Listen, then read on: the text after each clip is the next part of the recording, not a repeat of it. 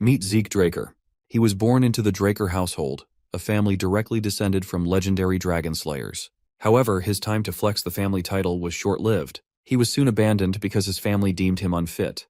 Apparently, his family wanted a swordsman, but Zeke turned out to be a cursed healer, someone no one cared about. In his pursuit of power, Zeke wandered across continents and eventually stumbled upon an ancient relic, a treasure even desired by the Emperor himself. But in the end, he was taken down by soldiers sent by the Emperor. The injuries inflicted were so severe that even his healing magic failed to assist him. Yet fate had other plans. The ancient relic he had stolen triggered an upgrade system that allowed him to regress to a younger age with these newly granted ancient powers awakened inside. And from this moment on, his real story begins at the Draker household's training institution, the Cradle. Before diving deeper into Zeke's story, it's important to understand the background of his family. The Draker family is one of the three great transcendent households. This renown stems from their ancestor, Zeke Draker, the hero who saved the land 1,000 years ago by slaying the evil dragon Bahamut. It was Zeke's victory that laid the foundation for the Draker household's prominence. Perhaps due to their lineage, every descendant of the Draker bloodline has inherited the blessing of aura, allowing them to awaken high-level aura effortlessly and excel as knights. That is, until Zeke came along. Unlike his ancestors, he was born without the ability to wield aura, a deviation that cast him as an outcast within his family. After regressing, as Zeke relaxes on his bed totally carefree, the system window suddenly startles him. He immediately goes on high alert, listening intently after hearing the unusual sound. However, after scanning the room and finding no one, he convinces himself he might have just imagined it. But then, a few more system windows chime in. Out of all the system windows, one particular system has the juiciest detail. It goes on to announce that Zeke's soul has received the will of the Elder Dragon, and it has been merged completely with his soul. Soon enough, Zeke is also granted authority over part of the system. And as soon as the activation is complete, his eyesight is swarmed by a plethora of system windows. The first window displays his overall stats, including his class, skills, and a unique skill category labeled Draconian Skill.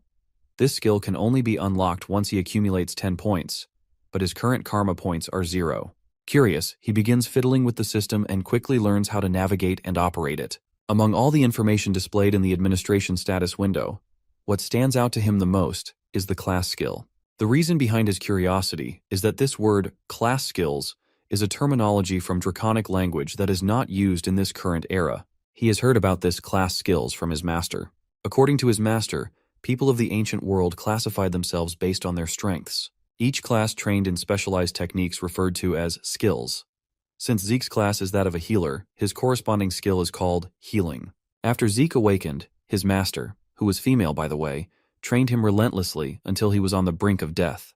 Her training methods were unusual, and he still remembers the unbearable pain she inflicted on him just so he could heal it back. In any case, Zeke decides to verify if he is indeed a healer, just as the system claims. As soon as he activates his powers, he realizes that he is, in fact, a healer. He's surprised because, in his past life, the time he became a healer was in his 20s, right after his ether hall was unlocked. Since he can't possibly access his healing ability without his ether hall being unlocked, it clearly means that his ether hall has already been opened. This news is as good as it can get. Not only has he returned to the past with all his memories intact, but his skills have also come along. And this just puts him in an even more advantageous position. As he decides to explore the system further to see what other surprises are in store, someone calls out his name and knocks on the door. Quickly, he scrambles to push the system windows aside before anyone can see. However, the impatient visitor barges into the room without even waiting for a response. The man who just entered is Zeke's exclusive servant, Decker. He's apparently here to check if his young master is prepared for the event ahead. Of course, Zeke has no clue what he's supposed to be prepared for. This ticks off this terrifying man, and he is clearly annoyed by how careless Zeke seems. To think that the young master forgot about this special day is just pissing this butler beyond belief. The poor guy, on the other hand, begins to tremble instinctively under Decker's intense gaze. Now that Zeke thinks about it, he recalls that, in his past life, he was always afraid of Decker. Even though his mind is that of a 32-year-old, his subconscious can't shake the fear instilled in this body. Right at that moment, one of the class skills activates, known as Composed Mind. Almost instantly, all of Zeke's trembling and any trace of fear that had been on his face fades away completely. Apparently, Composed Mind is a skill that ensures the user's mental state remains unaffected, no matter the situation, allowing them to maintain a calm and composed mind. Zeke finds it rather convenient that it can activate on its own. Meanwhile, the butler continues repeating himself, trying to remind his young master of the importance of the event ahead. However, Zeke doesn't respond immediately. After much insistence from the butler, Zeke finally starts paying attention and admits that he does remember. He clearly recalls the evaluation test, known as pancration. To understand what pancration is, a little context is needed. All Drakers go through a training system called the Cradle, starting when they're 7 years old. For 5 years, they undergo strict basic training. Every year, the instructors evaluate the incoming students through competitions in swordsmanship and combat, specifically pancration, a no-holds-barred combat with no rules. Opponents are typically chosen by the instructors, but on occasion, students may choose their own adversaries, provided both parties consent. Since there are no rules, injuries are common, and sometimes students don't make it out alive. But because this competition determines which class the students will be placed into within the academy, the children have no choice but to fight with all they have. The day of pancration finally arrives, and the students find themselves gathered in the amphitheater. At the center of it all stands the instructor, who reminds everyone that today is the day of pancration, and that it marks the final part of their evaluation. All the students eagerly affirm what the instructor has said, and seeing their enthusiasm, even the instructor is somewhat intrigued by the high spirits of the crowd.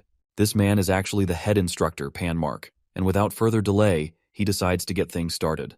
In the crowd, the students begin to notice Zeke standing among them. Some students find it laughable that Zeke is once again here after the humiliation he suffered last year.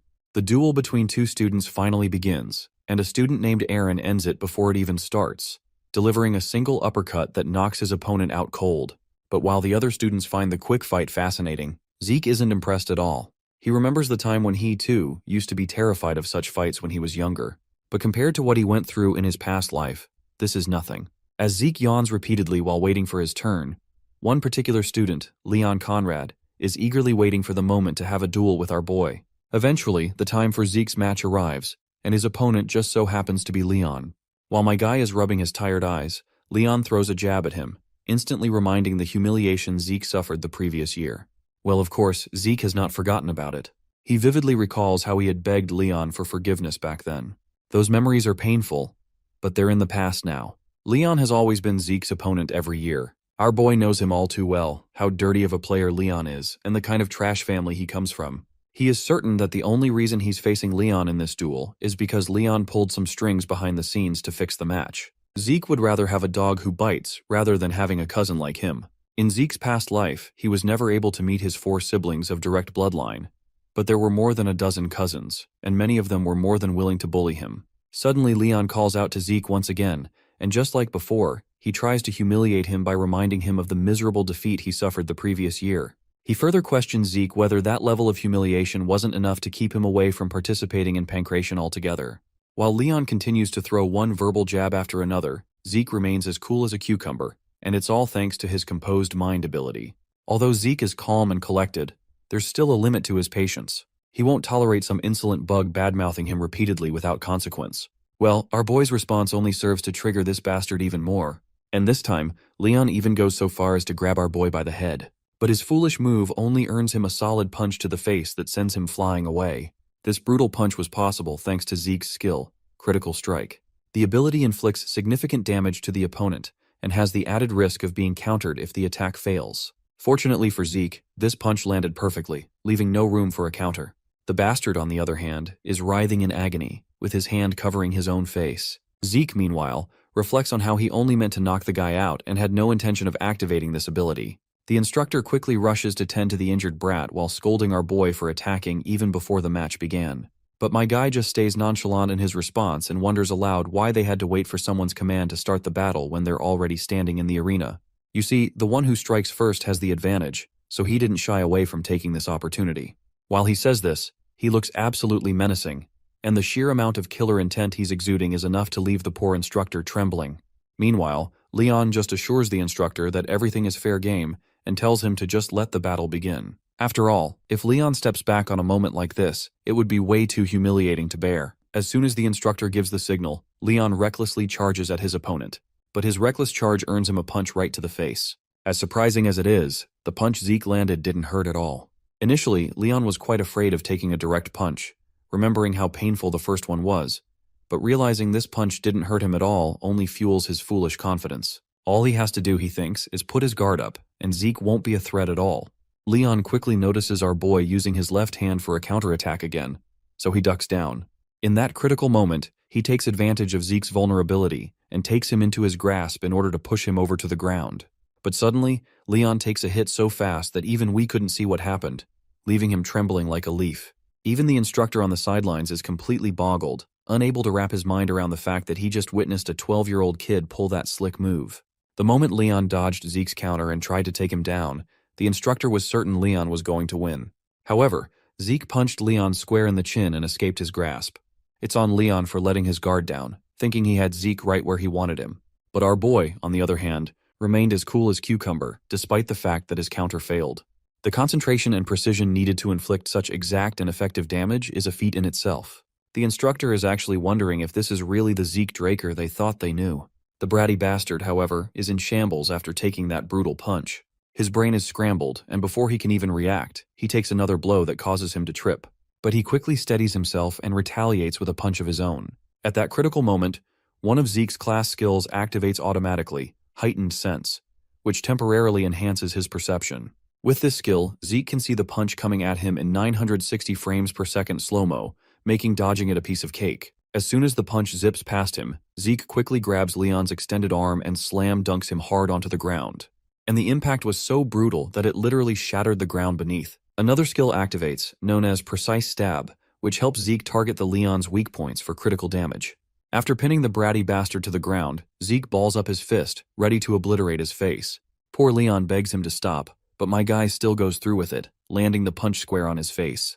The sheer brutality of the act leaves the instructor sweating his balls, along with the spectators watching in stunned silence. The final hit feels immensely satisfying, and after this little battle, beating the crap out of his bully, Zeke feels a sense of calm washing over him. He's glad that, thanks to this little show he pulled off, his other cousins will think twice before messing with him again. Not that it matters, though. If they dare say or do anything, he'll make sure to silence them for good.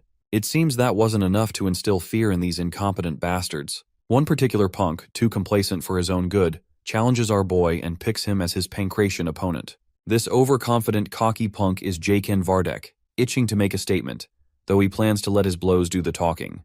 Well, Zeke doesn't mind at all. In fact, he's sure he'll get bored if Jaken comes alone, so he offers him the chance to bring a few other students along to make things more interesting. Our boy specifically calls out another student, Liam Stone, and suggests he join Jaken. Apparently, Liam is nothing more than Jaken's lackey. This suggestion feels like a slap in the face to Jaken. The very idea that he'd need someone's assistance to fight a brat like Zeke is a humiliation he just can't stomach. But Zeke keeps pushing his buttons, which only enrages this piece of flying trash even more. Jaken's seething now, eager to beat Zeke to a pulp. As both contestants stand in the arena, the instructor this time explicitly warns Zeke not to move before the command. Well, it seems like Jaken did bring his servant along after all, which only makes Zeke even happier. After all, in Zeke's past life, Liam had a reputation for being an exceptional fighter, even earning the title of Mercenary King. Back then, as Jaken's servant, Liam joined the cradle in the academy. However, being a distant relative, he was overlooked in education. He desperately begged to join higher education at Academy Valhalla, but ultimately ended up in the Knight Order of a small nation called Baranon. When Baranon eventually fell, Liam became a mercenary. In those chaotic times, the strong naturally drew followers. With his long tenure as a mercenary, Liam rose to prominence as a Red Knight, and eventually founded the Stone Mercenaries. He united the three largest mercenary groups, earning the title of Mercenary King. When the Empire hired the Stone Mercenaries, Liam entered the Continental Wars, where Zeke, along with the Northerners, faced him as a formidable foe.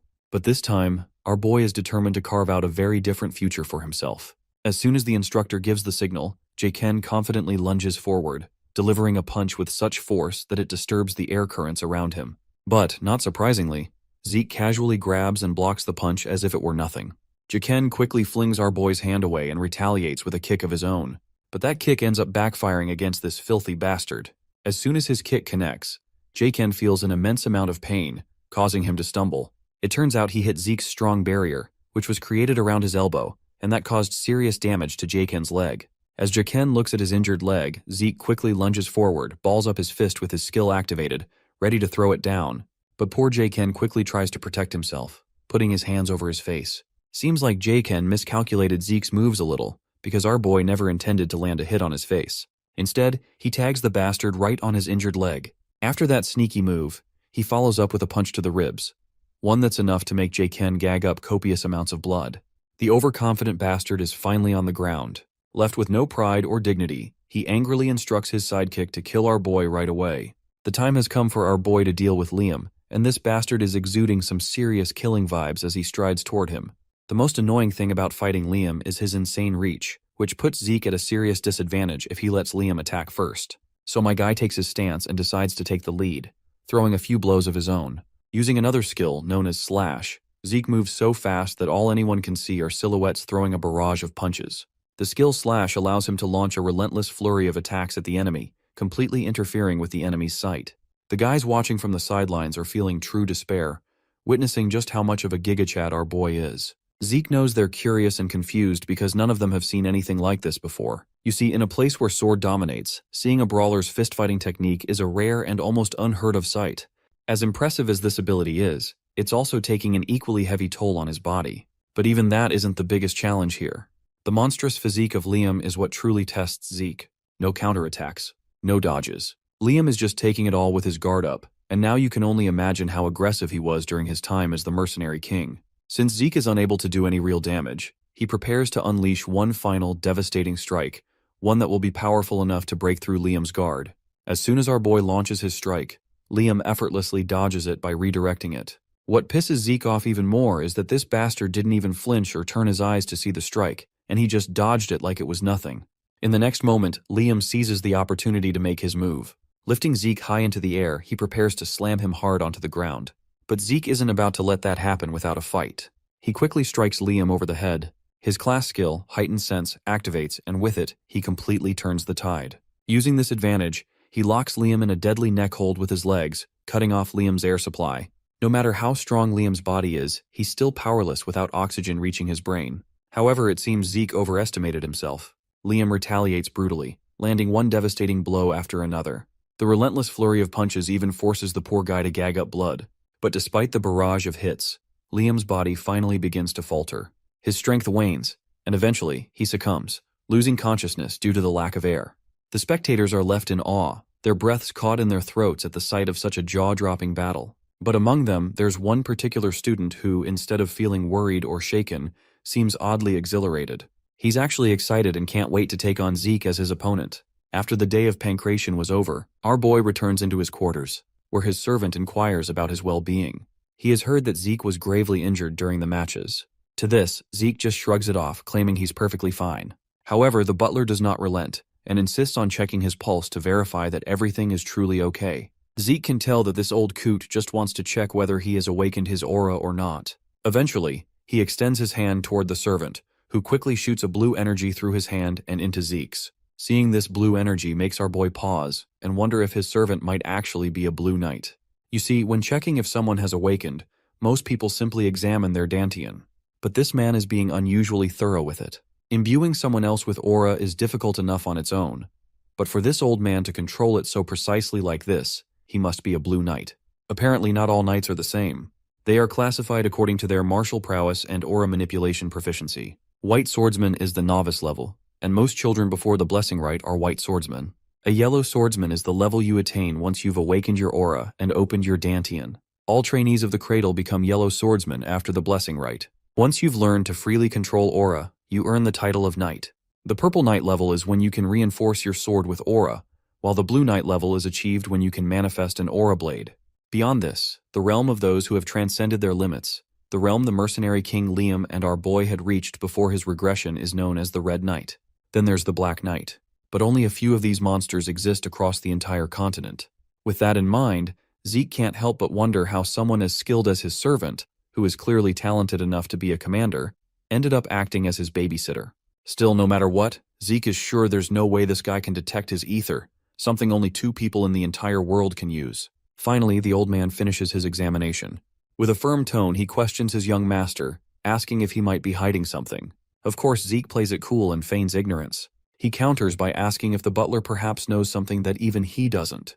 A moment of silence fills the room, but it's quickly broken by our boy, who just drops the conversation by claiming that he was just joking. The butler then hesitates but can't help himself and questions Zeke about how drastically he has changed. This makes our boy to halt his movements. He turns around with a glare in his eyes. The question his butler asked is entirely wrong. Instead of asking why Zeke has changed now, the butler should have been asking why it took so long for Zeke to change. He then informs his butler that many more surprises are yet to come, so there's no need for the servant to be shocked repeatedly. All he has to do is follow the commands. The humble servant acknowledges his master's words and bows his head in submission, ready to follow without question. The butler then reports that the training room Zeke had requested is already prepared and waiting for him. Zeke is pleased with the report and dismisses the old man to get some well-deserved rest. As our boy walks off alone, he has a nagging fear that his butler might have been ordered to keep an eye on him. To counter this, he decides it's best to keep the butler close, so he can manipulate the old coot and extract the information he needs. Zeke still has to figure out who ordered his butler to watch him. He's pretty sure that no one from his mother's side would dare do it, which only leaves his siblings. Once Zeke enters the personal training room, he's immediately struck by how lavish the place is, which only confirms that this household truly lives up to its name. Before starting his training, he decides to check the system. With a command, the system panel pops up in front of him. There, he notices that his slash skill has reached proficiency. He has no clue how it happened, but he makes a wild guess that it probably leveled up from using it repeatedly. The skill is naturally activated based on his actions, and he doesn't need to do anything in particular to activate it. From what he can understand, if he learns something new, it will likely be added here as a skill as well. He's still unsure about the difference between a skill and a class skill, though he does notice that they both activate similarly on their own. Lastly, there's the Draconian skill, but he can't view it yet because it requires 10 points to unlock. He presses on the option, and the next system window informs him that he can earn karma points by killing monsters. His current karma points stand at 0. Speaking of monsters, Zeke reflects on how there are plenty of them in the dungeons, but he needs to be at least a purple knight to gain access. For now, though, he's more curious about why he regressed to the past and what this system is all about. The concepts of skills and class skills are also something in his curiosity list. At the back of his mind, he has a nagging feeling that all of this might be connected to that ancient relic. However, he can't be certain since he doesn't have enough information to piece everything together. Whatever the case, he grabs his sword and decides to use everything at his disposal to grow stronger, whether it's the system or the Draker lineage. In this world, there are two known powers, the aura of the knights and the mana of the mages. Knights reinforce their aura in the dungeons, while mages refine their mana through circles. The two powers are at opposite ends of the spectrum, meaning if one has awakened one power, they cannot awaken the other. However, Zeke was unfortunate enough to awaken neither a Dantian nor a circle. This inability led to his abandonment by the Draker household, forcing him to wander aimlessly until he met his master during his vagabond days. His master taught him many things, but the most valuable lessons were the art of healing and the Ether Hall, a unique technique his master had developed. Through the Ether Hall, Zeke learned to harness the energy of nature, known as ether. To this day, he and his master remain the only ether users in the world. After only 2 hours of training, Zeke feels as though he's about to collapse. However, his class skill healing activates in tandem with another class skill, Vigor Recovery. Healing is an exceptionally rare skill, one Zeke hadn't even known existed before meeting his master. If others were to witness him using it, they'd brand him an irregular. That's why he refrained from using it during his fight against Liam, and had to rush to heal himself the moment he returned to his room. After his body recovers to full strength, Zeke decides to continue practicing. He knows he cannot afford to waste even a moment. By dawn, Zeke looks utterly exhausted after relentless training. The entire hall bears the evidence of his efforts, with deep gashes scarring the floor and trails marking where his sword struck. Anyhow, a week passes by and we find ourselves in Cradle Cafeteria. There, Zeke overhears some students talking about him. They think he's turned into a completely different person now. Since he is a born loser, they assume he might have dabbled in black magic. Meanwhile, in another private lounge, all the big shot students are having dinner together. The first one chowing down on steak is Raina Tarun. Then there's this guy, Owen Zimmons, calm and composed. And across from him sits a beaten-up Leon, looking as rowdy and impatient as ever. Owen tries to tell him he should eat properly because he'll need the energy for the swordsmanship duel. Leon, on the other hand, gets ticked off for no apparent reason and smashes his hand so hard on the table in frustration that the juicy steak he was served unnecessarily falls to the ground. Because of this table slam, even Raina's piece of steak jumps off her plate and falls, leaving her totally enraged. Her intense glare finally humbles Leon a little. Apparently all 4 of these students seem to hate our boy, so it's not surprising they're together. But even though they're in the same group, they don't seem to get along all that well. The only thing keeping their relationship intact is their shared resentment for Zeke. Owen admits that Zeke was both brave and impressive during the pancration. However, he's convinced he will be pathetic when it comes to swordsmanship. As far as he knows, Zeke doesn't even know how to hold a sword properly, so he's no threat to anyone. One of them points out that Zeke is so weak he had to get a customized sword because the basic ones were too heavy for him. Still, it doesn't make sense to Leon that he lost to that inferior piece of shit. He's convinced Zeke only won against him in Pancration because of pure luck. Well, it looks like Reina doesn't share the same thoughts. If they actually believe this nonsense, then none of them have the right to be knights of the Draker household. With those words, the lady leaves the room. Before we jump to the day of the duel, here is a little context about what this sword duel is all about. Unlike Pancration, sword duels involve real swords, making them the primary cause of most incidents within Cradle. It's also where the difference between cadets' skills becomes glaringly obvious. A month after the current final exams, the Blessing Rite will commence, the event where the Drakers awaken their aura. The day of the duel has finally arrived, and the instructor commands Zeke to come up next. My guy casually walks onto the scene with a giant sword resting over his shoulder. The sword is literally bigger than him, which certainly doesn't go unnoticed. Everyone finds it hilarious, thinking Zeke believes that the bigger is better, so it will somehow give him an advantage. The person stepping up from the other side is Reina, who looks absolutely fired up and dramatically throws down the gauntlet to challenge our boy to a duel. Well, my guy is more than ready to take on this challenge and accepts it without a second thought. It doesn't sit well with Reina to see Zeke effortlessly lifting a claymore. Now that she's facing him in person, she can tell this isn't the same Zeke she once knew. The person she knew once could barely hold a sword properly. His presence is so striking that she begins to feel intimidated. But she quickly snaps out of it, disgusted with herself for even thinking that she could be intimidated by him. Backing down isn't an option now, especially since she was the one who issued the challenge. Meanwhile, Zeke is also feeling quite intimidated. He knows his usual tactics won't be enough to get the victory he wants, because a duel against the Lightning Knight is no joke. It's downright nerve-wracking. You see, Reina Taron was well-renowned and had earned the title of the Lightning Knight in his past life. She made a name for herself during the Continental Wars, and is recognized as one of the greatest of the next generation of Drakers. She's one of the rare few who awakened her aura even before undergoing the Blessing Rite. As far as Zeke remembers, she must have awakened her aura a few years ago. However, she hasn't used it in Cradle because she's been focusing on improving her fundamentals. As soon as the signal to commence the duel is given, both contestants clash their swords right away. After the first clash, Reina steps back before charging at him again. With one strike, she sets Zeke sliding backward.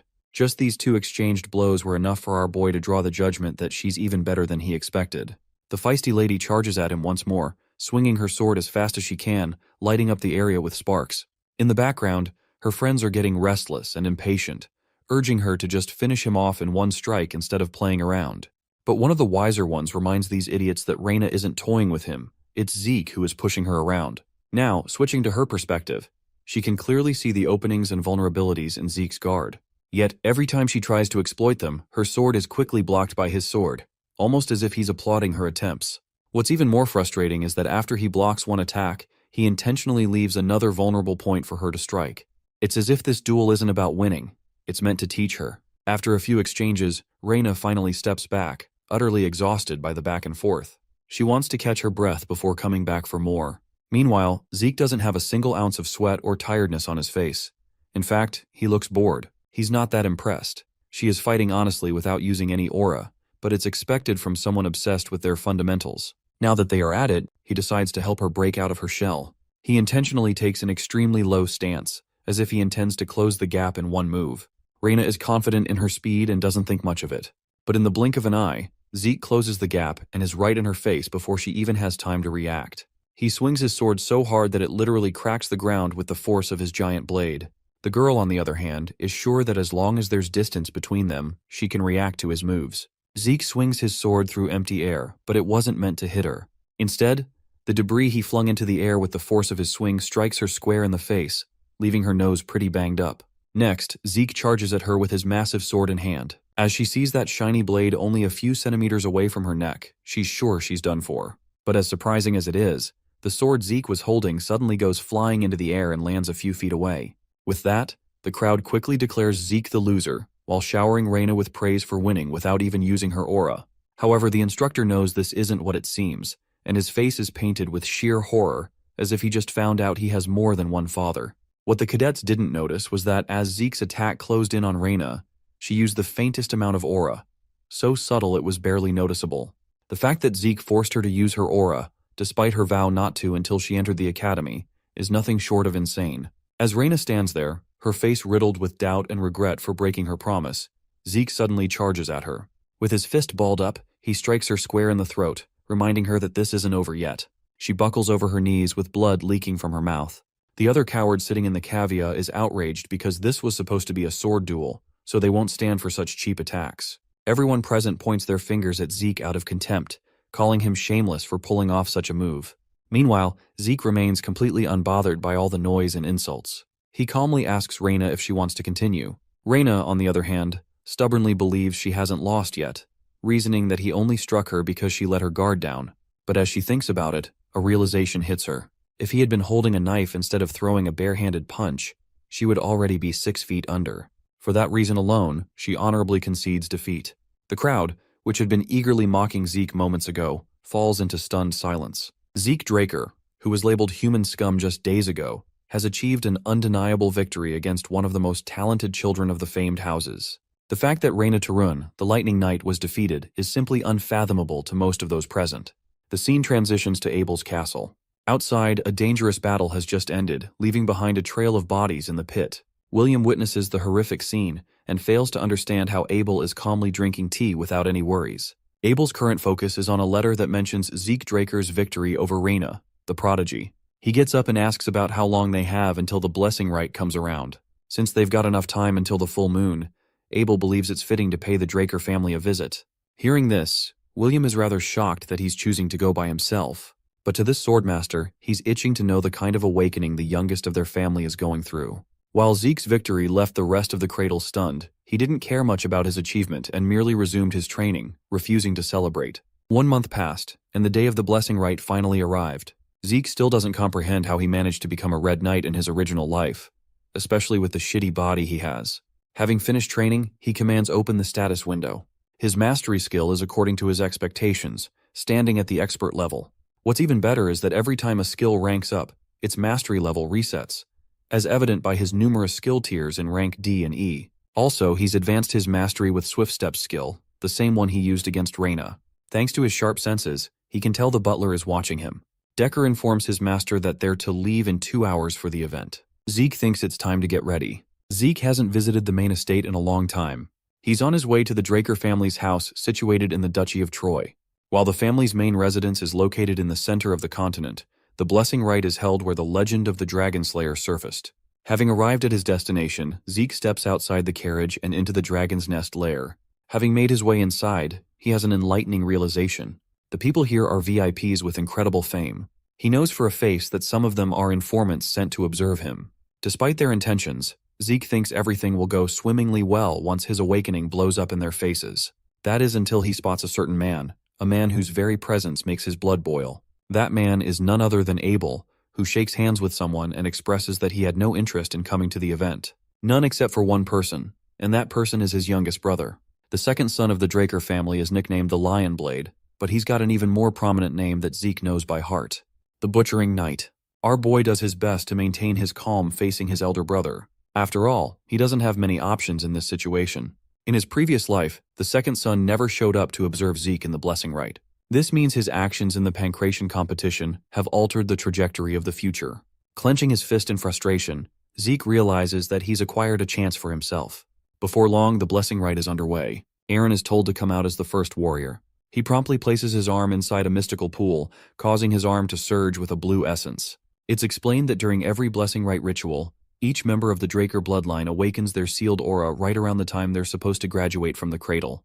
This happens at the age of 12, and Aaron has just become an example of the first to be awakened. Now, compared to regular knights who awaken after 20 years of age, this process is extremely fast for the Draker family. Only a few exceptional cases among them, those with aura, can also awaken a particular trait of the Dragon Slayer. This trait is called mana inhibition. Interestingly, the mana lamps are reacting harshly and with sparks of red. Those who end up obtaining mana inhibition end up strong enough to rival the likes of Red and Black Knights. This is called pure blood awakening. Due to the mana inhibition trait, the candidates will require usage of special gloves made by the family, because otherwise, they'll never be able to enjoy a regular life. This example is shown with Reina, who has already undergone the awakening process and wears gloves consistently. After one has been able to prove that they're pure blood, they are granted the Draker name. And then, they are also provided with a wealth of support along with endless benefits to help them. The spectators murmur as finally, the most anticipated awakening candidate steps up to the scene. They all think that this child's awakening will surpass even that of Reina's. As Zeke steps in front of the statue, he finds himself surprised that he's found himself here again. The previous experience was traumatizing in his old life. While the blessing rite was the only thing that helped him advance through the cradle, this was the day he earned nothing but embarrassment. However, reality is now different. He possesses the ability to heal, manipulate ether, and on top of everything, he has learned to be tenacious and strong with his own abilities. That's why he's expecting a lot from the bronze statue to do him a favor here. As he dips his arm inside the pool, the statue reacts. It shakes before coming to an abrupt stop, shocking everyone in the room. It's something that has never happened to any candidate before, and it has left even Abel speechless. As he takes out his arm, the boy confirms his thoughts. He knew things wouldn't be different this time around. It's because of Abel that he jumped to conclusions and became too confident. The rest of the people are just shocked that the most anticipated candidate failed to awaken. They make fun of him for not awakening despite being a direct descendant. Then there's the question of him beating Reina, which everyone now believes must have been through a sneaky trick or something. Still, our boy has zero fucks to spare and instead focuses on becoming stronger via other awakenings. The system greets him with a sudden apology after experiencing an error. Zeke looks perplexed as the system informs him that necessary information is missing from his class identification. This part of the message captures his attention. The system tells him that the input is complete, and that the terminal has identified the user's talent as a healer. With that, he unlocked his class and simultaneously gained access to the rare class. Zeke can't believe his eyes as the statue begins to illuminate red lights, indicating a pureblood's awakening. No one can believe that he's starting as a red knight off the bat. The system connects and unlocks the ancient dragon's blessing from within Zeke's soul. While this is happening, Abel is calmly observing his brother. The talent of kin is the first thing that is awakened, and then his already awakened talents combine together, morphing together into a new class of its own. There is so much going on that Zeke doesn't understand, especially when he sees a new unique class called the Immortal, which the system has chosen for him. The shimmer of gold light surrounding his body attracts the attention of the spectators. They're certain to have seen the red light from the statue, but they're filled with doubts. Zeke has understood the situation perfectly and thinks it's pointless to speak against them right now. They question if the statue is broken, but then how would one explain the mana lamp reacting to the reading? There wasn't any mana inhibition, so it can't be a pure blood's awakening is what they want to believe. That's when Abel begins to applaud, mocking the people for failing to congratulate the newly awakened purebloods in a single go. He thinks this is an opportunity to celebrate the occasion instead of murmuring doubts. Since they can't speak against him, they give them a round of applause. Abel demands a pair of gloves to be prepared for his young brother. Zeke receives the gloves but has a low opinion of them. He walks away while Abel is satisfied with what he sees. As for our boy, he's pissed that he received Abel's help from all the people. The blessing rite soon comes to an end, and a celebration party for everyone to enjoy is next. Zeke is on his Sigma male grind set and doesn't want to show up to the party. He comes to a sudden stop after a voice calls his name. This is completely against Zeke's expectations, as he wasn't expecting Abel to pop out of nowhere. He wants to know where the kid is going and even congratulates him with a handshake. Despite hating his older brother, declining his handshake here would put him in trouble, so he acts all nice and reaches to shake his hand. That's until he remembers a bloodbath from the memories of his previous life. For some reason, Zeke retracts his hand and refuses to say a word. Abel reveals a hint of his malicious nature, blaming his little brother for the awkward situation. In his thoughts, Zeke simply can't accept shaking the hand of a man he deems the most disgusting and despicable. Abel doesn't really care much and waves him goodbye. He's expecting to meet him later and walks away without bothering him much. To his words, Zeke confirms that he is also determined to meet his brother one day. Fast forwarding to the party, where many are busy discussing the recent awakening of the two purebloods. No one has yet to figure out what Zeke's golden light implies, as it has never happened before. They wonder about his location as he's nowhere to be seen. We do catch a glimpse of Zeke, but he's unwinding in a different room, having barely survived the suffocating social event. Also, he still can't place how he's the only one unaffected. The thing about pureblood awakenings is that they have mana inhibition as a trait. It's supposed to showcase that the Draker family is against dragons, who are known for being the source of mana. Be that as it may, most machines require mana as their necessary fuel. The fact is, a pureblood needs the use of special gloves for the cause. If Zeke is supposed to be a pureblood awakener, then he should have faced problems the moment he took his gloves off. But right now he seems unaffected. This causes him to pop open the status window, which is different in its properties from before. Instead of having mana inhibition, he possesses a unique trait called mana reflection. An intrigued Zeke decides to read deeper into the details of the skill. There he discovers that mana reflection creates a distortion field that is responsible for nullifying nearby mana. It's classified as a skill and doesn't react to the mana lamps as it's not passive in effect. He was identified as a rare class healer before the blessing rite, but now he's considered a unique immortal, which he doesn't understand. Confusion sets in as all of the graduates of the ceremony achieve blue aura with typical awakenings. The only person who was an exception to the case was Reyna, who received a red pure blood awakening. The same case goes for our boy, but then it eventually transitioned into gold. The system told him that it was missing critical information regarding the classification. Zeke wonders if it was considering the bronze statue as its classification terminal during the awakening. The moment the system injected the necessary information inside the terminal, the statue reacted strongly and emitted a red light. Everything is starting to fall into place now. Zeke believes that the statue isn't there to determine if one has awakened or not. Rather, it's supposed to judge their class. Red implies a rare class and gold implies a unique class. Furthermore, the statue is a relic that has been here even before Tarakan's time, the man who founded the Draker family. Class identification doesn't really exist as a concept nowadays, which is why the statue's singular purpose is to distinguish the awakened from those who are not. They have misinterpreted the purpose of the red light as a kind of pure blood awakening, when in reality it means that they've achieved rare class. What's really fascinating is that not even the clan family's head is yet to know about this. Interestingly, Zeke finds that he's acquired 100 karma points to his name. He wonders if he received them during the ceremony and quickly decides to put them to use by purchasing the draconian skill. The system updates with an influx of information after the purchase. He has acquired a whole bunch of beginner skills like Dragon Eyes, Might of the Dragon, and Devour. The first two make total sense to him, but the last one does not, as its only purpose is to help with digestion. The dude really doesn't want to invest his points into something he's uncertain about, so he goes for the Dragon Eyes and Might of the Dragon instead. The second skill is riskier to use as it involves the use of aura, so for now he activates Dragon Eyes to see what's so special. It's a little undermining because Zeke doesn't perceive anything noteworthy or new to his senses in his surroundings. That's until he opens the window to stare at the statue in the garden.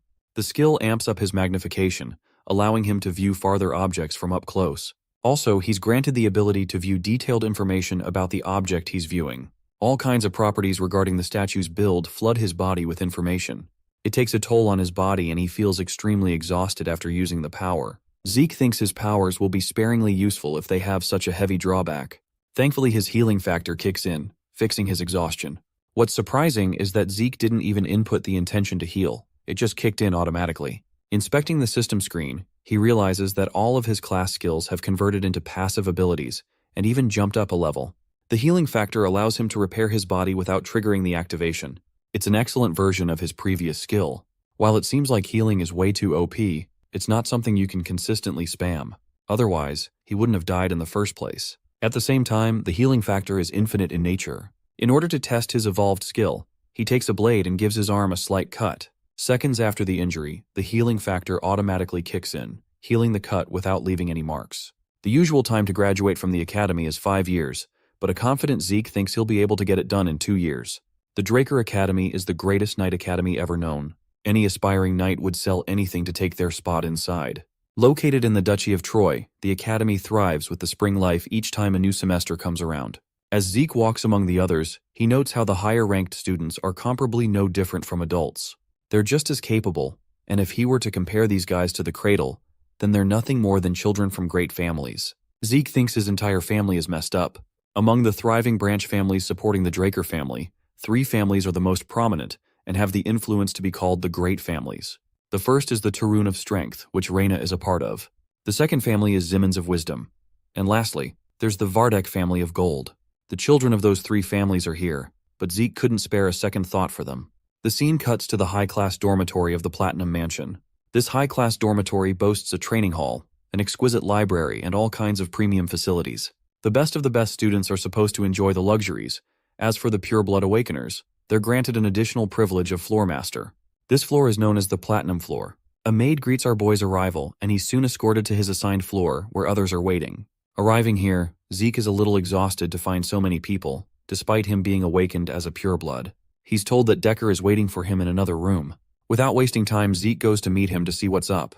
The butler has something to show to his master.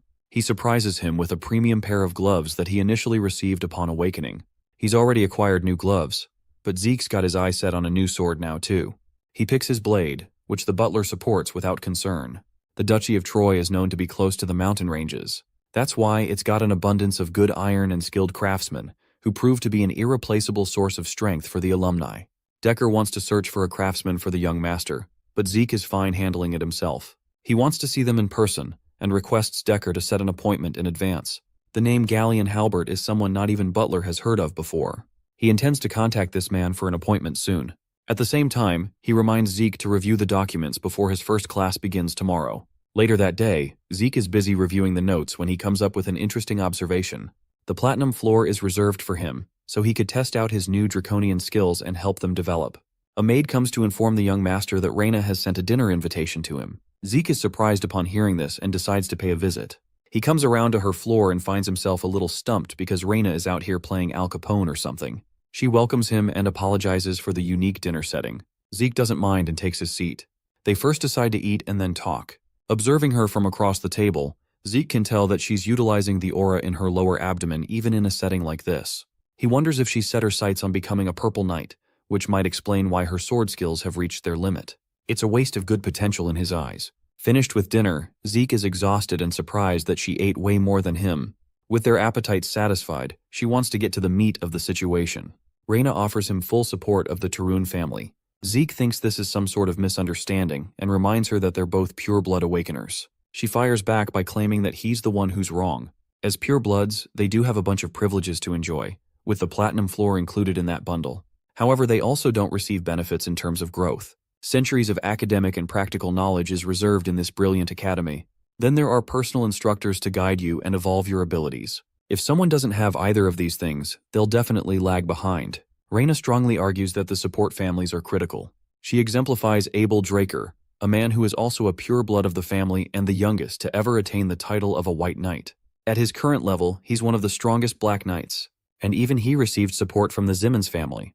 While the patriarch of the Tarun family has yet to explain why, his orders are absolute that he wants to extend the Tarun's family's support to Zeke Draker. Reyna reiterates her point, but our boy is in the mood to fuck around with her feelings and calmly says no. This causes her to experience a shock as she just can't fathom how it's a bad deal for him. Getting up from his seat, Zeke turns to leave, claiming that he's actually uninterested in anything like that apart from being a pure-blood awakener. To pay her back for the meal, he has one personal piece of advice to share. Zeke shares that her sword is much too powerful, and he figures that it has to be related to those men behind her. Zeke offers that her greatest strength results from her flexibility of her adaptable body. He advises against attacking her opponents head-on. Instead, she should use her fluid movements to calmly redirect her opponents to land a precise, single attack. Zeke thinks that if she's capable of doing that, she'll inevitably grow much stronger than she already is. Saying that, he parts ways, leaving her frustrated. She wanted to utilize her family's tradition of strength, which is what she's been doing up until now. Still, Reyna can't deny a part of what he just said. She has been endlessly trying to become worthy of her family's name, which influenced her sword style quite a bit. Zeke was able to catch that.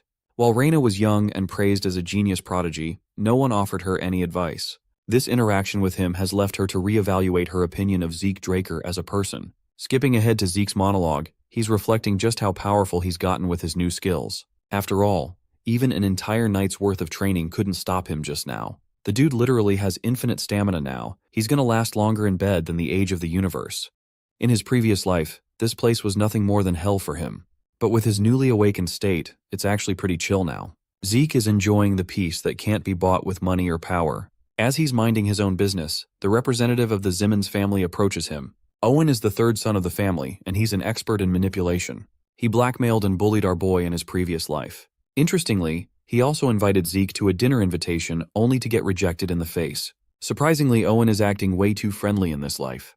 Zeke realizes what invitation letter he's referring to and releases a snarky remark. Owen questions why he refused to reply, only for Zeke to coldly respond that he doesn't have to give a damn about the fucker's messages. His rude remark just now captures Owen's friend's full attention, who thinks the boy is being overly blunt to a polite invitation. Zeke pulls a "who the fuck are you" card and really couldn't be bothered about knowing him. So he leaves, realizing that this show-off just wants to suck Owen's dick by appearing strong. Shockingly, this bastard has the gall to attack Zeke unannounced. He managed to block the attack despite it being covered in aura manipulation. Durbin Roswell roars his name and claims that he's the mightiest of them all. Yeah, the mightiest refrigerator maybe. The youngest Draker simply laughs at his little speech, as this man isn't even a knight and barely even a cadet. Zeke lunges forth with his lightning-fast speed, smashing this guy's abdomen with a hook that could rival Mike Tyson's. It knocks the fuckface into the ground, while Zeke happily invites the next person from the Zimmons family to come and catch some smoke. Owen draws near him and states that he's unimpressed by Zeke's goading of his own strength. The group leaves Zeke to himself, who thinks of them nothing more than a circus crew. Let's explore the intricacies of the Draker Academy for a second. It's split into two classes. The first is the normal class, where one is taught if they're lacking talent. That class is overcome with effort and a disciplined regimen. The second class is the special class, where certain cadets can choose their subjects outside of the basic subjects. In this academy, the top dogs and the elites gather in the special class, which is also why Zeke had his personal expectations of who'd end up here. But none of them seem noteworthy, and they're just the alumni from the Cradle whom he already knows. He even jokes around that it's not a special class but rather a Cradle class. Class is in session, and the instructor at the podium is pleased to introduce someone very special today. This mysterious person was once the commander-in-chief of the Empire 2 decades ago, and the same person responsible for blocking the Empire's invasion with their impeccable strategy. Dean Howard Draker is welcomed in good hearts, the man who runs the show for this academy. Known as the war hero, Howard is worshipped as a symbol of hope and praised as a standard for tactical war. But in reality, the truth is far darker than his fame implies. The information he coincidentally leaked to the enemy for his personal survival helped him luck out of the situation. In short, he's a lucky sellout who survived to relish the glory. Zeke deeply despises him and claims that he's the perpetrator responsible for getting him kicked from the academy the first time around. With nowhere left to go, Zeke wandered aimlessly and lost in the Duchy of Troy. There he was caught by the slave traders and ended up sold to the Southern Cartel. The very existence of this man is rooted in a traumatic memory for our protagonist, and you best be damned he's going to get his revenge on this fat geezer someday. The dean's speech comes to a close and the teacher takes over to begin their classes. The cadets are instructed to head to the arena at once for some indoor training. Inside the training arena, Zeke is baffled that he has to sit through the basics of dragon slaying. After all, in his past life, he couldn't wield aura and wasted 2 whole years when normally it takes the average person 3 months to do it. The instructor welcomes the students, introducing himself as the Rose Knight, Andre Draker. He's in charge of teaching them the basics of dragon slaying. The students are a little underwhelmed because they don't know anything about this guy. The name strikes Zeke's memory. He recalls that Andre isn't a pure-blood awakener who still managed to graduate quickly from the academy, and was praised as a valedictorian from Valhalla. He isn't even from the family, but his talent is simply so remarkable that he earned the Draker family's name. This man is the guy your girl tells you not to worry about. Zeke admits that the special classes teachers all vary in levels, but this dude is notorious for his shitty personality. Andre shows them a demonstration by telling them to keep quiet so he can start the class. He has the cadets drawing their swords, preparing for the training. His eye catches Zeke's special sword, which is enormous compared to the others. Zeke doesn't have any trouble demonstrating just how easy it is to wave around for him. Andre's resting bitch face commands him to step foot in the arena. He thinks the boy is being overconfident by picking a sword unfit for his body. Of course, this is just typical teacher talk, and Zeke wanted this to happen, hence his choice to pick the sword. He arrogantly boasts that he could defeat the instructor with the same weapon. It's quite the provocation that shakes Andre. The scene is getting tense, so much so that the system activates a mental defense skill for our boy to withstand the situation. Happy to oblige, Andre prepares to draw his sword to offer a boy a practical experience. But it's just what Zeke wanted. The instructor even lays out a condition for Zeke's victory. He will not only choose to ignore the boy's arrogant words, but also grant him permission to do whatever he wants in his class.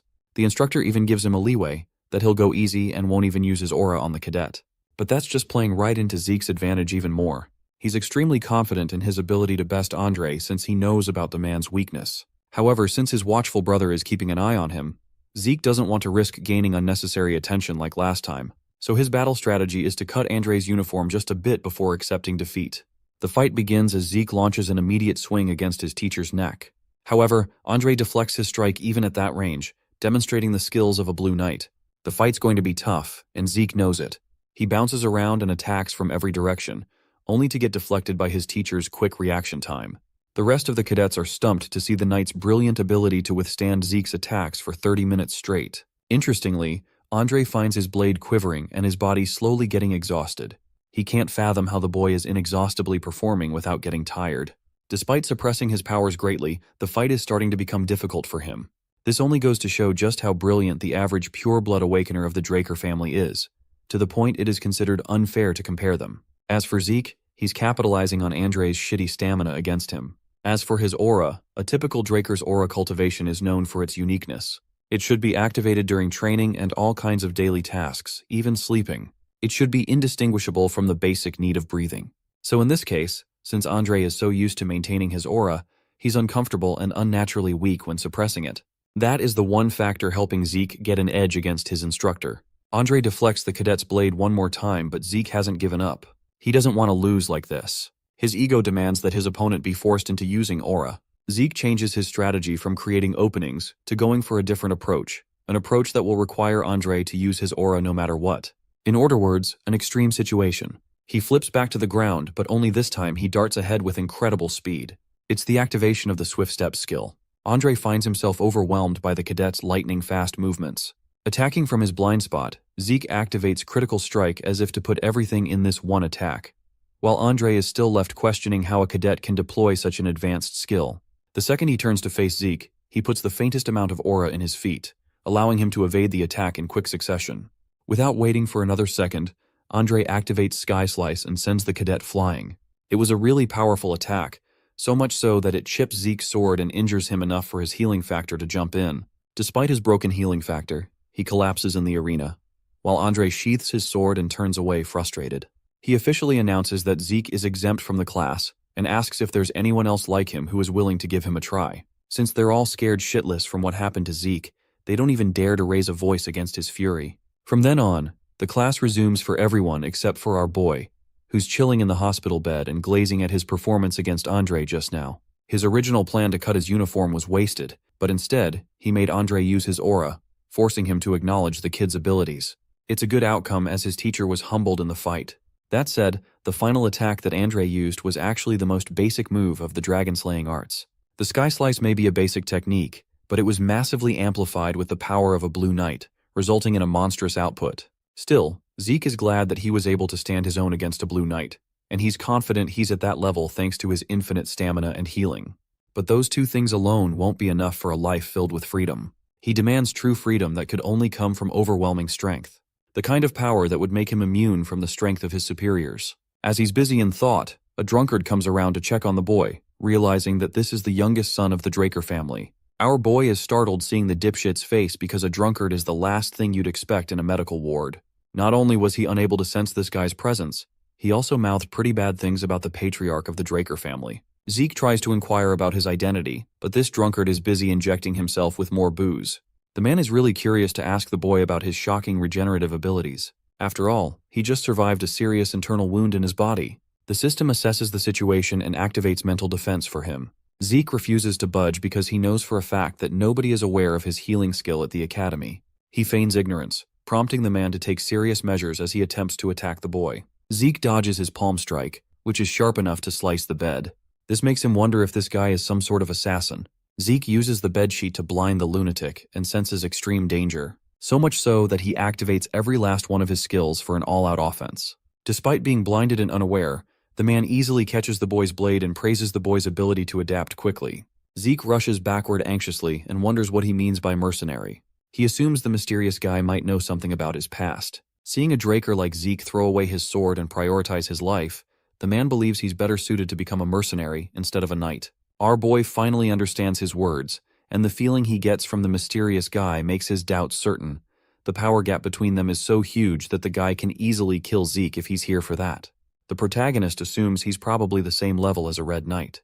The man points to his heavy claymore and believes he just picked it up from the basic supply. He wonders why Zeke, with such insane talents, is wasting his potential wielding a weapon like that. The protagonist becomes certain the man might be even stronger, but out of nowhere, Andre appears looking for the mysterious guy. He shocks Zeke and calls out the garden keeper, Dexter. Zeke finds it hard to believe, while Dexter questions how Andre managed to find him out. The knight remembers seeing Dexter at the training room earlier. He orders Zeke to get lost if his injuries are healed already, so our boy awkwardly tries to leave, but Dexter stops him and offers the kid to come to the academy's western greenhouse if he wants to learn something useful. Everyone goes silent for a second, but then Zeke arrogantly declines and leaves the room. Dexter becomes annoyed and feels nostalgic, as Zeke's father had the same arrogant attitude. Since Zeke's not a gullible kid anymore, he quickly catches up and believes if the gardener has the balls to mention Arthur, the patriarch's name, so casually, then he's definitely the person who only took Andre as a student in his entire life. Zeke Draker, the Gale Knight. He's also one of the knights capable of using martial force. The crazy man went against a whole kingdom all by himself. The guy suddenly disappeared out of nowhere after becoming the talk of the town, so Zeke was not expecting him to be living a peaceful life at the academy like this. He guesses maybe Andre also came here because of Dexter. He wonders if Dexter got the Duke title because of his overwhelming tenacity or something like that. He recalls hearing a rumor that the crazy man even became a Black Knight just because he's obsessed with the color black. He finds it hard to believe, and even though he's sure the Duke is interested in him right now, Zeke doesn't care about it because he's not after just some light lessons. He's so greedy for power that he wants to at least learn the man's secret move if he's going to become Dexter's disciple. Zeke smiles and decides to change his interest and greed into tenacity. At the Magic Academy, Professor Phantom awkwardly continues teaching the class and asks if anyone has a question. The whole class ends up sleeping out of boredom, which is a bit demotivating for the professor. So, he continues his lecture, but the protagonist raises his hand and questions about the mana energy transfer law the professor just mentioned. Phantom becomes excited and starts acting differently since it's the first time getting a question. He takes his time and explains everything to Zeke. After the class finally ends, the students wonder why they're being taught about magic theory, but the others just call it nap time. Zeke has a completely different opinion about the class because he was able to understand everything with ease. He believes the professor is definitely a capable man. Phantom stops him and expresses his feelings. He's glad he was able to actually explain something to a passionate student after ages.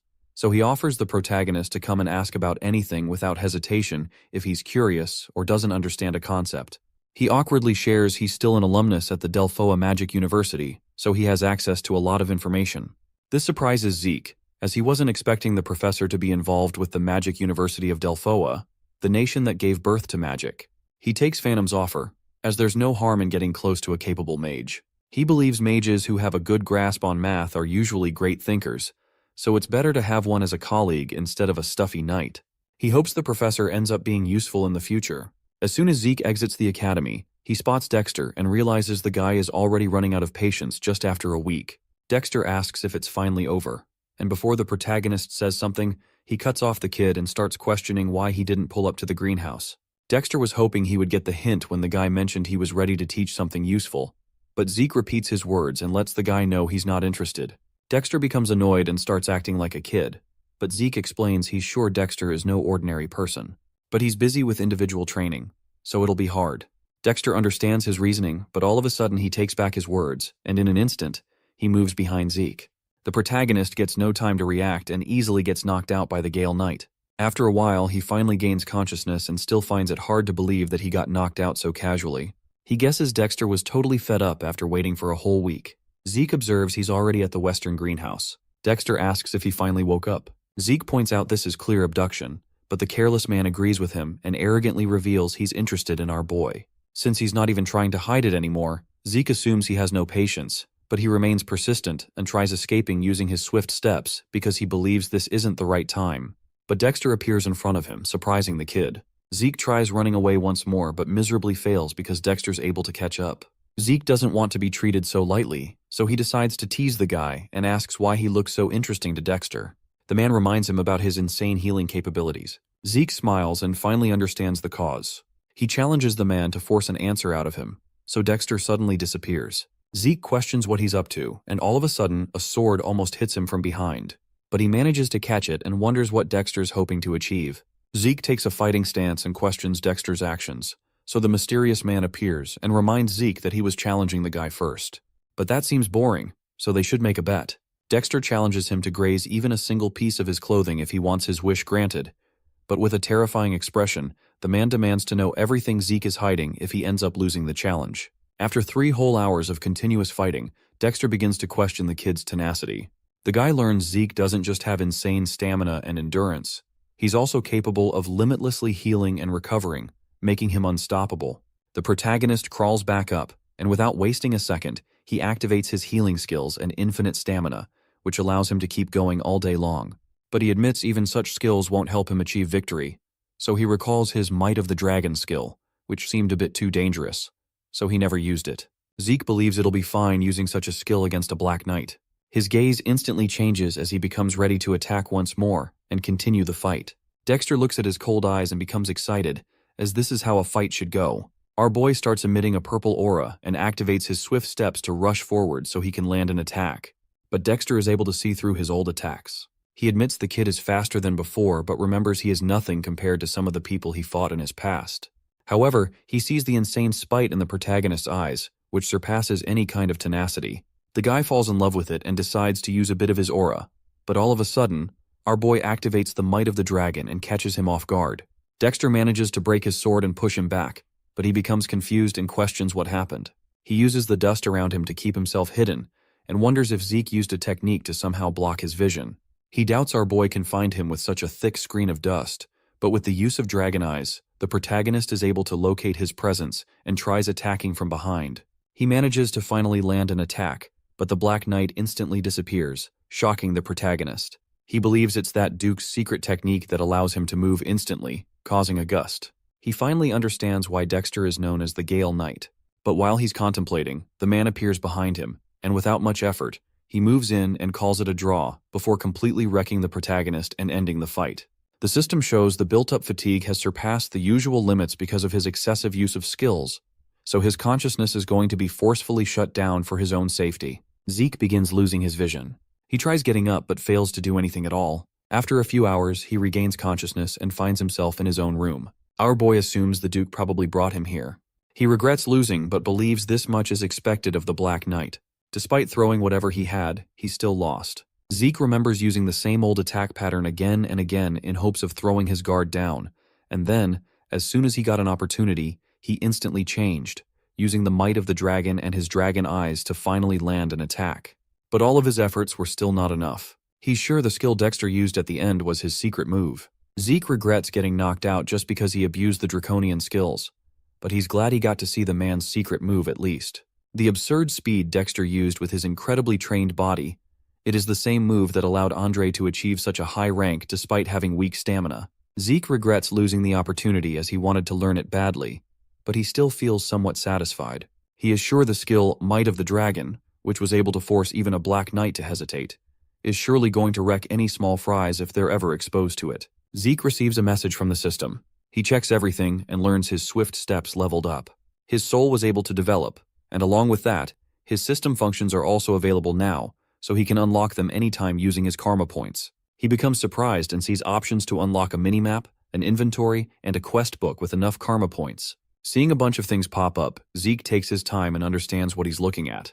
He buys the inventory first, so the system helps him understand he can store items in it and pull them out just by thinking about the name or shape. It explains everything, so the protagonist selects his sword as an item to store. Since he can activate it just by a thought, he enchants it, saving it with the sword in his hand. The claymore suddenly vanishes and appears inside the inventory window. He understands the system instructions now and tries thinking about his sword to pull it out. The claymore instantly appears in his hands, exceeding his expectations, as he thought it was just a subspace for storage. He recalls trying to find a good place to store the artifact he had in his past life.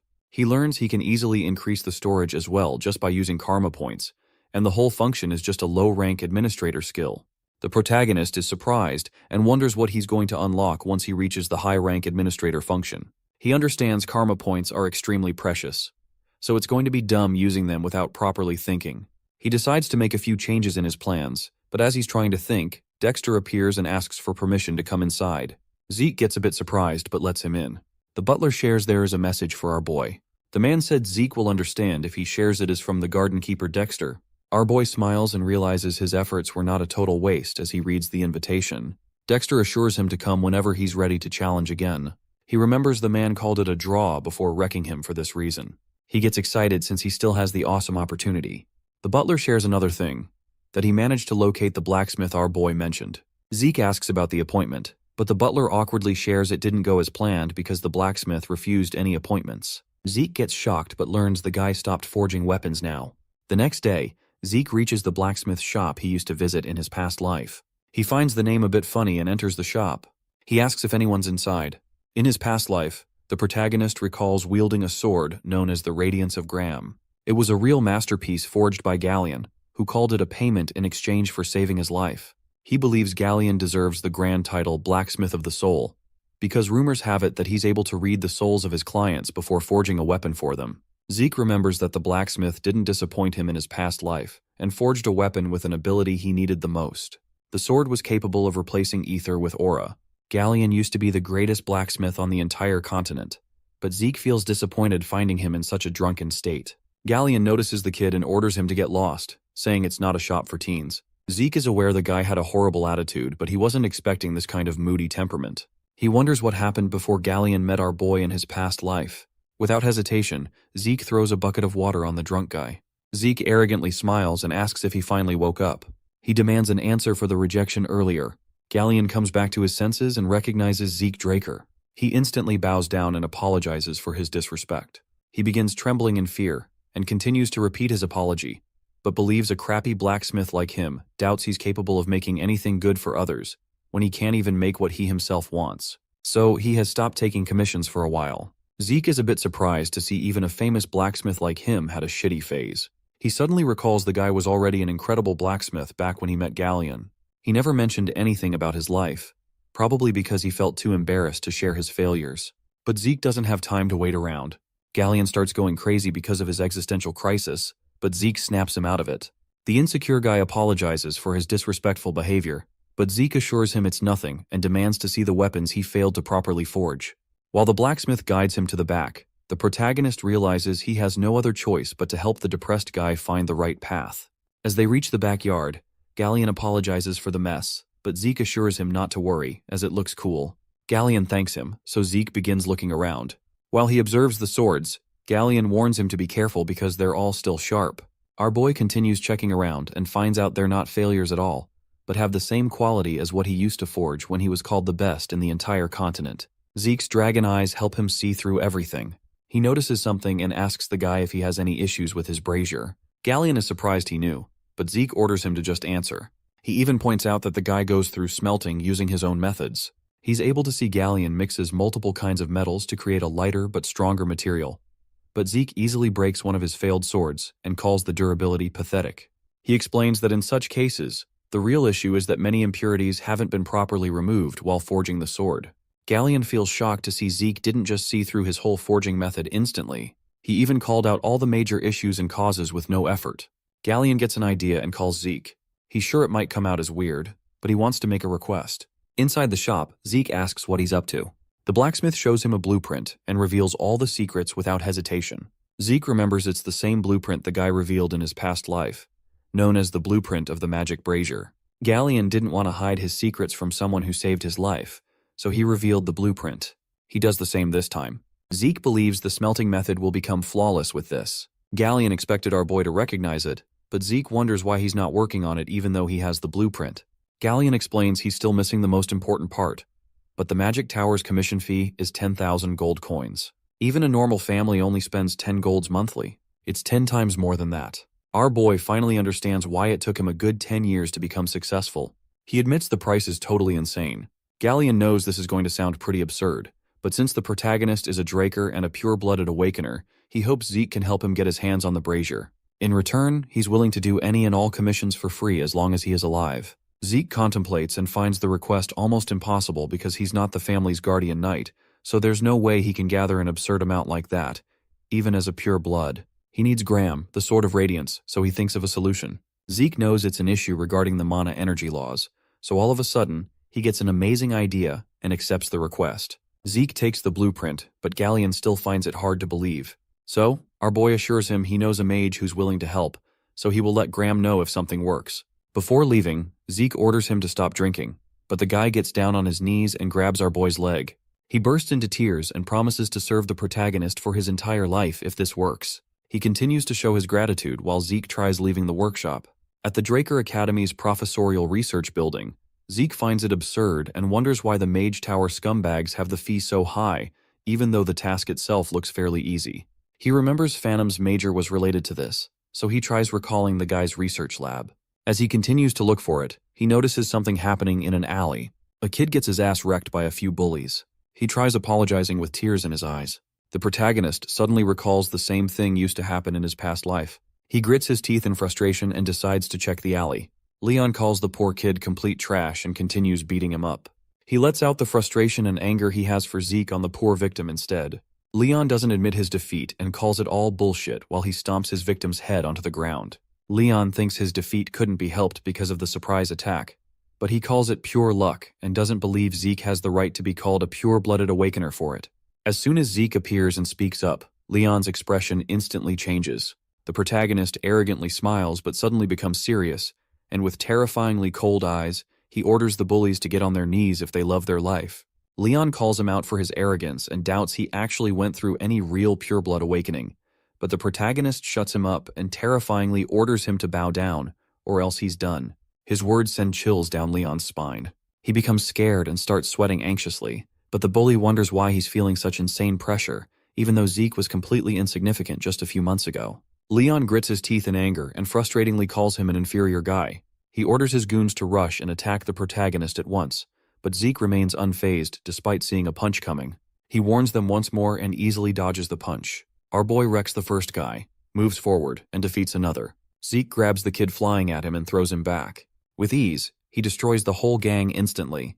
While watching the whole shit show, Leon sweats anxiously, and it's hard for him to believe this is the same Zeke he knew. The protagonist approaches him and arrogantly assures the wimpy guy not to worry, as it's going to hurt just for a second. Leon pulls out his sword in fear and orders the protagonist to stay away, or else he's going to get injured. Zeke reminds him what it means to pull out a weapon in the training area. The wimp sweats anxiously and becomes speechless, just to save himself from the murderous intent of Leon, who pulled out his sword outside the holy training ground. Zeke announces that he's going to fight back in the name of honor. He pulls out his sword as well and makes it clear that their battle will only end once one of them finally dies. Whoever drew his sword first takes the responsibility for whatever's going to happen, and the opponent is not going to be at fault despite the outcome. Zeke turns Liam, the beat-up goon, into their witness and then starts the fight, but the wimpy bully stops him and apologizes. Leon pisses his pants as well and begs the protagonist to let him go this once. Our boy recalls what happened in his past life, so he calls Leon a trashy scumbag and, in a flash, cuts the bully's ear as payment for what he did. Leon starts screaming in pain, but the merciless protagonist warns him to never attach it back, or else he's going to get his head chopped off the next time they encounter each other. The victim calls Zeke and asks why he went out of his way to save the guy. Our boy brushes it off since he wasn't helping anyone. He was just helping himself. While leaving, he wonders if Galleon made him change, as he almost said something embarrassing. He finally finds the professor and asks if it's doable. Phantom gives him a straightforward answer and reveals it's possible. Zeke leaves it up to him, but the guy stops our boy and requests him to properly listen to what he has to say. Phantom explains the overall composition is not hard, but the real issue is its core that's required for power output. The core is said to be the heart of the machine, but since this circuit has a lot of weird restrictions, it might look small but needs a lot of energy. They also have to manipulate the output on time. Zeke understands everything and asks if there's a way to make it. The professor explains they have two options. He can maybe make a few changes in the design because of the core's condition, but he disappointingly mentions such a task is going to take a whole decade or maybe 15 years. Zeke is shocked by this, but the professor repeats it's going to take an insane amount of time. He continues and explains the second method will help them completely avoid redoing the core's design by just using a different material. He admits this method will help them save so much time, but the material they need for it is a high-compression mana stone. Zeke finds it absurd and gets up as soon as he hears about it. He remembers it's an insanely rare ancient artifact that no one can replicate even with modern technology. Phantom calls him correct and reminds him finding such materials in a ruin is even harder. To get their hands on a stone that will work with their original design, it's going to cost them 3,000 gold. Zeke becomes speechless at first. His frustration is expected, as he might get kicked out if someone catches on and learns he's not an aura user. 15 years is just too long, but he scratches his head and admits he can't manage 3,000 gold coins either. It's hard for him to admit defeat and just forget about the blacksmith. Almost everyone believes he's capable of using aura because of the event during the blessing rite, but the truth is, it was just a fake reaction he was able to show using his ether and healing abilities. He still can't change the fact that he's not capable of using aura. Ether is a power normal humans can't control. Besides the skill Spirit of the Soul, he can't use any sword skills that involve aura. But even with that skill, the only thing he can manage is reinforcing the sword and swinging it around. Compared to Ether, aura is a lot easier to use, so he has to somehow get his hands on Gram, the Sword of Radiance. Zeke remains frustrated and keeps thinking about the Mana Stone to somehow find a solution. Phantom expresses his astonishment and believes whoever came up with the blueprints is probably incredible. He calls it an efficient design and believes even among the Golden Age relics, it's rare for someone to create this. Zeke listens to his words and suddenly gets an idea. He gets up and orders the professor to handle the design until he comes back. The confused professor asks if Zeke wants him to redo the design and spend 15 years of his life, but Zeke clarifies he's going to bring one. He confidently shares he knows how to get his hands on a high-compression mana stone. The Golden Age, the Liberation War began so humanity could finally escape the rule of dragons. It ended once the evil dragon Bahamut died by the hands of Zeke Draker. Humanity finally got peace for a whole century, but during that time, the ancient relics discovered inside the dragon's lair became the remnants of the Age of the Hero King, the prime age of magic. All of these relics surpassed whatever humans could create. Among them was the high-compression mana stone. It had enough energy to sustain a whole village's mana needs easily. A relic from the hero's era. Our boy reaches the Draker Academy Central Library. Even though no one uses it anymore, the Central Library is still being maintained because everyone believes the hero Zeke Draker established it himself. Decades ago, when the record rooms were being expanded, multiple relics from the Golden Age were discovered. The Magic Tower and the Archmage of Nirvana didn't waste any time getting involved. During those months, many relics from the hero's era were found, and rumors about them spread through the whole continent instantly. Zeke remembers that's what happened in his past life. He enters the library and believes the relics still haven't been discovered by anyone. He can try all day but doubts he'll find them so easily, so he uses his dragon eyes and roams through the whole library. He finally notices a weird tile, so he taps it to confirm if something's behind it or not. He enables the soul of the spirit and remembers it's the only use for ether his master taught him. Ether is capable of materializing, so the user can apply any kind of properties like cut to use it in different situations. It still has a lot of cons and drawbacks. Ether can't be used unless the user expends a large amount of it to do anything at all. He starts feeling fatigued right after using the technique, but without wasting any time, he enters through the tile. Inside a cave, he lights a fire and remembers the news in his past life never mentioned it was this deep. He suddenly hears something, even though he remembers the ruins were discovered at least a decade later. He wonders if someone already uncovered it, but he takes a peek and notices skeletons with shovels and pickaxes in their hands. He uses his dragon eye to confirm they're not made by a lich, so he decides to enable critical strike and instantly moves forward to destroy them. He receives 2 karma points for defeating them. Zeke smiles and guesses he completely forgot about karma points because he was too focused on getting his hands on the artifact. He suddenly makes a wicked face and believes it is the perfect opportunity to farm karma points. He continues moving forward and wrecks 20 more skeletons for karma points. The system shows all the options he has, so he decides to look through whatever he can buy. After seeing the karma point requirements, he learns that besides a mini-map, nothing's affordable right now, so he quickly buys it. The system shows him his exact location. He finds it similar to a magic map. Something catches his attention, so he wonders what it is. The mini-map becomes 3D instantly. Zeke is amazed by it, but finds out only a single room has a different color. The system shows it's a storage room, so if he says yes, it'll provide directions for it. Zeke is shocked as he remembers the search party took multiple days to find the storage room, but he was able to discover it without any effort. The system gives him the best route for it, which is hard for Zeke to believe, as there's no way he will get lost with such a useful skill. He finally reaches his destination but finds a huge door in front of him. He wonders what he's supposed to do now since the door is not going to open up with just a simple push. He tries it anyway, but a weird magic repels his hand. He guesses this is why the Archmage of Nirvana and the Magic Tower were involved. He looks at his burning glove and believes he would have lost a hand back there. He doubts he can open it, so he asks the system. It replies and connects with the security device because of his request. The system tries but fails, so it activates the manual device instead. Zeke gets shocked and asks to confirm if it really just replied back. The system answers positively, which leaves him stunned. He decides to use it and demands an answer for why he got regressed. The system has nothing to say, so he questions the administrator system. The system has no answer again, so he throws another question and asks who developed the system. He gets no answer once more, so he becomes frustrated and gives up. Zeke orders it to just open the door, so the system confirms his request and opens the door of the Dragon Slayer's storage room. Zeke feels astonished as soon as he lays eyes on the chests inside the room. Just like what happened in his past life, all the chests are filled with valuable relics and treasures. Obtaining any of them in ruins is nothing more than a miracle. He goes through all the chests and finally finds the compression mana stones. He finds 4, so he uses a karma point to expand his inventory and keep one. He doesn't have enough storage, so Zeke decides to someday return once he can take everything with him. He thinks it's enough, but as soon as he's about to leave, our protagonist gets a weird, ominous feeling. So he looks back and, out of nowhere, multiple magic circles appear around him and teleport him somewhere else. The magic circle that suddenly surrounded Zeke Draker's body made him falter. Upon opening his eyes, he noticed that his surroundings had changed, so he hurriedly asked the system where he was. It promptly replied that he was currently in the home of the Dragon Slayer. In his past life, he had never heard of such a room filled with coffins in the newsletter. Opening the mini-map, he discovered that he was not far from the previous room he was in. But no matter how he looks at it, there isn't any path connecting to the home of the Dragon Slayer. If that's the case, there's a strong possibility that this is a hidden area that's never been discovered or documented before. Deciding to make the most of the bizarre situation, he ran to one of the coffins and opened its concrete lid. Lying inside was a medieval armor laid to rest. According to the system, it's a Dragon Slayer exclusive equipment.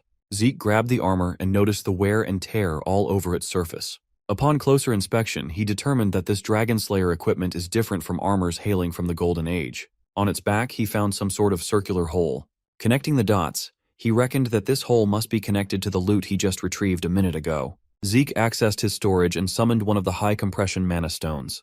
He can't afford to let such an interesting opportunity pass by. As soon as he inserted the ancient relic, the system notified him of the successful installation of the mana battery in the Dragon Slayer equipment. The entire armor set lit up as it activates. Seeing this, Zeke smiled in anticipation. This discovery could be huge. A second later, the armor started tweaking out like a crackhead. His optimistic anticipation quickly turned to frightened surprise. The whole armor set exploded, filling the room with smoke. According to the system, an overload caused an equipment failure, stopping the activation. It even warned him of the imminent explosion, but the warning was a tad bit too slow. The system apologized for the late notice. Thankfully, it didn't cause much harm. At least he had confirmed that the high-compression mana stones were the energy source for these ancient armors. He could not help but wonder just what sort of features this armor had to require such a large capacity energy source. Zeke made a mental note to ask Professor Fannin about the matter as soon as he got out. For now, he decided to roam around the strange room to keep searching. Aside from the room filled with strange coffins, the other rooms were empty. Eventually, he reached the last room. Like the ones that he searched for beforehand, it was a huge and empty space. That was until he saw a glass cube situated in the middle of the room. A system prompt appeared before his eyes, and his eyes almost bulged out of their sockets. He started sweating. All he can think of is how batshit crazy Zeke Draker really was. The cube in the last room was none other than the Founder's legacy. It is the heart of the cursed light dragon, Bahamut. Who would have thought that his ancestor would leave the heart of the dragon he had slain as a dying gift to his descendants? This certainly explains the ominous feeling Zeke felt when he entered the storage room. But compared to the dark presence from before, the heart of Bahamut is emitting something different. As soon as the system informed him that the heart of the cursed light dragon was reacting to his presence, Zeke felt the dark presence surround him.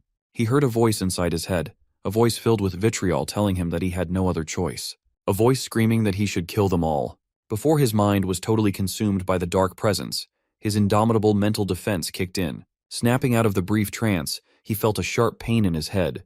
For a brief moment, something overtook his mind.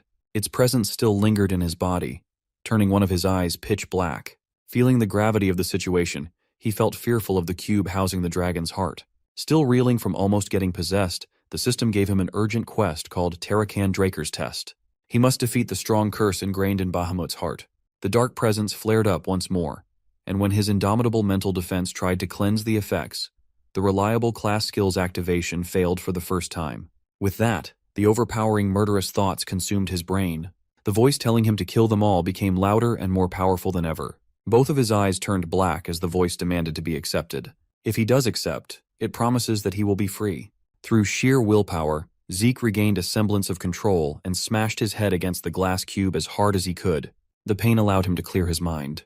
He smiled as blood dripped all over his face. Zeke is not a fan of that annoying and murderous mumbling at all. This dumbass voice swore to give him freedom, but he firmly believes that freedom is not given. Freedom is won. The glass cube shattered into a million pieces as he successfully overcomes the Light Dragon's curse, completing the urgent quest. As a reward, he has been granted ownership over Zeke Draker's dying gift. The mental fatigue quickly caught up with him. If he didn't have the willpower after his skill failed, the situation could have been a lot worse. His body sensed the damage and triggered his healing factor and infinite stamina to recover. With that, the absorption process for the heart of the cursed light dragon, Bahamut, has started. He looked up to see the heart shining with vigorous light as it floated over to his chest. A domineering power filled his flesh and bones, causing unimaginable agony. As far as he can tell, a pure and dense source of mana he had never encountered before is starting to flow into every cell in his body. This is bad news for someone like him who doesn't have a single circle to properly accept such an intense torrent of mana. Without a place to be stored, All that mana is overwhelming and destroying his body in the most unbearable manner. Zeke knows he has to do something, anything, or this process could be his end. With a skillful sleight of hand, he summoned the purple ether. Using the spirit of the soul, he created a mini black hole to seal the unimaginable quantity of mana. With an extremely limited array of skills in his arsenal, he reckoned that using ether was his only hope. Zeke gritted his teeth as he poured all of his concentration to maintain the ether hole seal in his hands. This eventually caused a massive explosion of magic. With him as the epicenter, the entire room was filled with thundering smoke. The explosion opened a massive crater. Fortunately, Zeke is still in one piece. All the nerve endings in his body are screaming with torturous pain. As soon as the pain started subsiding, he sighed in relief. It was tough, but he managed to make it out alive. His uniform was torn up, and on his chest appeared the mark of Bahamut. The heart inside the shattered glass cube had vanished. Bahamut's mana was no joke. It's a miracle that he survived, thanks to his quick thinking. From the shattered remains of the cube, he saw the reflection of the mark on his chest. It seems like the sealing of Bahamut's rampaging mana yielded some surprising results. Finally, the system notified him of the successful absorption of the cursed light dragon's heart.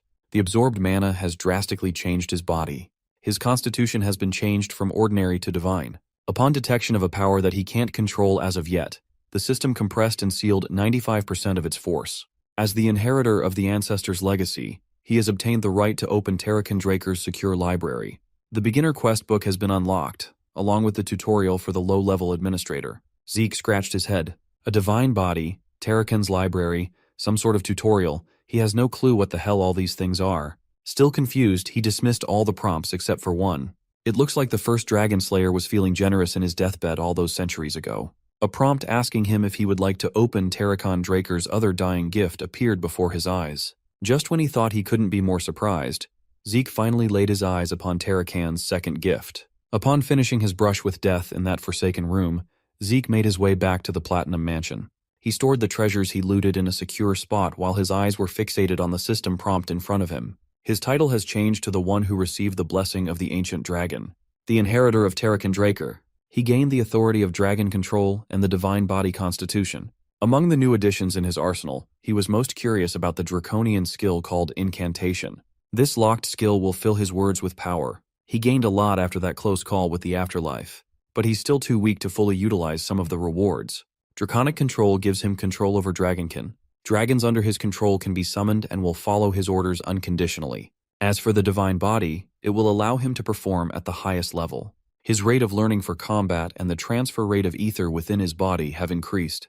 The descriptions aren't really helping him grasp the whole picture, so maybe some practical tests would. Aside from the ancestor's second dying gift, there's another window related to Zeke. While he has been granted access to Zeke Draker's secure library, an information update is still needed. As helpful as ever, the system offered to mark the location where he could obtain the update on his minimap. Zeke is not happy with the extra work, but it can't be helped. Much to his surprise, he recognized the location marked on his minimap. From the appearance of the layout, it looked like Valhalla. You see, Valhalla is the most prestigious knight training institution out there. Individuals other than administrators are unable to view, let alone enter, that area. As he is right now, even Zeke would have trouble entering such a place. To make matters worse, he wasn't even planning on joining the institution in this life. But if something related to Zeke's dying gift can be found there, it might be worth adjusting his plans. It seems like fate is pushing him to keep being a part of this damned family. The next thing he parsed through is the beginner quest book. The tutorial for low-level administrators will soon start. Upon completion, he will be given a quest to boost his growth. With quests come rewards. Zeke likened this quest system to the missions from an adventurer's guild or mercenary assignments. Curious, he asked the system what the tutorial entailed. Without giving him any time to respond, the start of the quest was automatically triggered. His surroundings started to shift. It was as if reality itself was changing before his eyes. A few seconds later, he found himself in what appeared to be a separate dimension. Grid lines appeared below his feet, and endless darkness surrounded him. The young man remained calm. He looked around to get an idea of where he was. It seems like he has been teleported like before. Being transported against his will twice in a day is crazy. But it feels a little different this time. Instead of a physical plane, it feels like the entire area has shifted. It's like he was rendered in a completely different dimension. Without warning, he felt a hostile presence charging from behind. Turning around, he saw orcs lunging at him with their spiked clubs. Finally, the system explained that for the tutorial quest, he must defeat the monsters within 60 minutes using 2 or more different skills. Upon completion, he will be rewarded with points and system store unlock.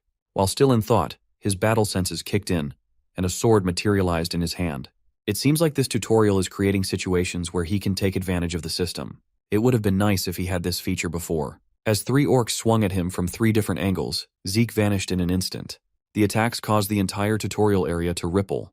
With quick succession, he activated swift steps and continuous slash to evade and counter appropriately. These types of monsters are no longer a threat to him. He can simply dice their body up without exerting much effort. He noticed that the claymore he'd been using felt light as a feather. This boost in raw strength must be one of the effects of having a divine body constitution. He reckoned that with a stronger physical form, he should be able to easily defeat a purple knight now. After one-shotting the tutorial orcs, he returned to where he was before as the separate dimension dissipated. He wondered if that was just an illusion, even though it felt incredibly real. Aside from the completion of the tutorial, he gained a critical bonus and a time bonus. All in all, his quest reward amounted to an easy 40-point gain and access to the shop category. He was extremely pleased to find out that he can now buy items through the system. Zeke hurriedly opened the shop tab and saw a bunch of amazing items for sale. Among the wares were the giant's flesh, the breath of a flame giant, and many more. Every item listed is a rare relic that costs a fortune to buy in the market. Maybe he can use this tab to make a killing by reselling the items. Aside from buying, he can also sell items in his possession within the inventory. His training claymore can't be sold, but the elven dagger is priced at 4 points. By the looks of it, the shop only accepts ancient relics. His elven dagger can be sold for an easy 100 gold pieces in an auction, yet it's only worth 4 points for the system. He decided to not sell anything unless he's really desperate for points. With that, he exited his personal training room to call it a day. A lot has happened within the past 24 hours, so it looks like he'll get a good night's sleep tonight. The very next day, Zeke headed for the Draker Academy's research center to meet Professor Fannin. The magic professor couldn't believe that this kid really managed to find a high-compression mana stone within a single day. When asked how he obtained the stone, Zeke refused to explain as it would be too complicated to do so. He hadn't even finished the tea in his cup, and Professor Fannin had already finished tweaking the power source. The magic nerd really is incredible at his job. Even if the professor tried to hide it, Zeke could sense that he was feeling suspicious. Every time a high-compression mana stone is found within the continent, they are registered in a variety of ancient texts. It's used to keep track and manage the ownership of such expensive mana stones. By checking the registration number, the current owner and the location where it was found can be determined. However, the mana stones in Zeke's possession are unregistered. No matter how hard you look, it won't be listed on the Central Continent's registration encyclopedia. Professor Fannin's valid skepticism instead of blind belief is valuable. His judgment and skill are the real deal. Zeke reckoned that such a talented person should not rot in a place where he won't be recognized. Finally, the professor tried activating the design, leading us back to Papnir's breath. Upon completing the design, they handed the apparatus to the blacksmith of the soul, Gallion Halbert. Zeke and Professor Fannin watched the master blacksmith at work. His workshop shined with various intricately constructed magic circles. The look of pure joy on Gallion's face now that he can finally realize his dream of making weapons up to his standards has come true is infectious. Zeke and Fannin are witnessing history in the making. After the successful demonstration, Professor Fannin bade them farewell to attend a lecture. Gallion is filled with gratitude for Zeke's help. He thought he would never get to see a completed magic brazier in his lifetime, but making a deal with the young man was the best thing he had ever done. Since Zeke lived up to his part of the agreement, it's time for Gallion to do the same for him. Of course, the blacksmith is eager to return the favor. Zeke pulled a material out of his bag and presented it to Gallion. One look and the blacksmith immediately knew what he was holding. Inside the lavish case was a dragon's fang. Among the many rewards of inheriting Tarakan's will is Bahamut's sharpest fang. The blacksmithing maniac salivated at the sight of such a big dragon's fang in pristine condition. Zeke Draker's second dying gift really was the perfect reward. From the heart to the fangs, that ancestor of his must have really loved collecting priceless stuff. Suddenly, Gallion started trembling. Tears and snot flowed down his face, confusing Zeke. He made the magic brazier a reality, and now he's giving this humble craftsman a chance to forge a weapon made with dragon's fang. Gallion vowed to thank him by making a weapon that would exceed his every expectation. The blacksmith of the soul swore upon his name to create a blade worthy of Zeke, even if it cost his life. Those words were oddly familiar. It was the same vow he had sworn upon in the previous life. Even at Zeke's second chance in life, Gallion is still the same sincere idiot. That fact made Zeke a little emotional inside. Exiting Papnir's breath and leaving the crafting to the expert, Zeke looked forward to what blade Gallion would forge for him. With the best blacksmith in the continent cooking, he'll surely get something out of this world. After the trip at the forge, Zeke headed straight to his room in the Platinum Mansion. He went through a lot just to secure a weapon, and now he can finally chill. It had been a week since his duel with Duke when he received the note saying he should swing by again for round 2. Just as he was thinking that the unhinged gardener would inevitably do something sooner or later, he felt a familiar presence sneak into his room. Standing behind him was Duke Draker, and he looked pissed that Zeke did not take up his invitation. The eccentric knight looked at him with rage, asking for an explanation while emanating blatant bloodlust. By the looks of it, he really wants to kill Zeke right now. Deciding to play with the old knight's emotions, he insisted that he had no intentions of challenging him again. Duke Draker closed the distance between the two of them in a split second and demanded to hear the truth. Zeke struggled to free himself from Duke's grasp. Before he could make a move, the crazy bastard threw him out of the open window. Caught off guard, Zeke felt his body falling victim to gravity. His room is situated on the higher floors of the mansion, so falling was undoubtedly dangerous. At this height, he might just die before his passive heal could kick in. Panicking, he tried to grab onto the edge of the balcony. Before he could grab hold of the ledge, Duke's hand gripped him by the throat with excessive force. The old knight refuses to believe that the kid does not know what he really meant by that letter. Zeke kept on avoiding him on purpose. First in the treatment room, and this time too. It's almost as if he's deliberately irritating Duke. When he was done with his games, Duke gave him 5 seconds to spill the beans and tell the truth instead of horsing around. Zeke smiled and argued that Duke hadn't even revealed his true identity to him, still insisting that he was just a gardener. Yet here he is, demanding honesty. As soon as he saw the absence of fear in the young man's eyes despite the countdown, Gardenkeeper Dexter loosened his grip and smiled. The old knight threw him back inside the room like a rag doll bouncing on the floor. It wrecked the room, but Zeke's sturdy body didn't sustain any serious damage. Gardenkeeper Dexter admitted that Zeke had a point.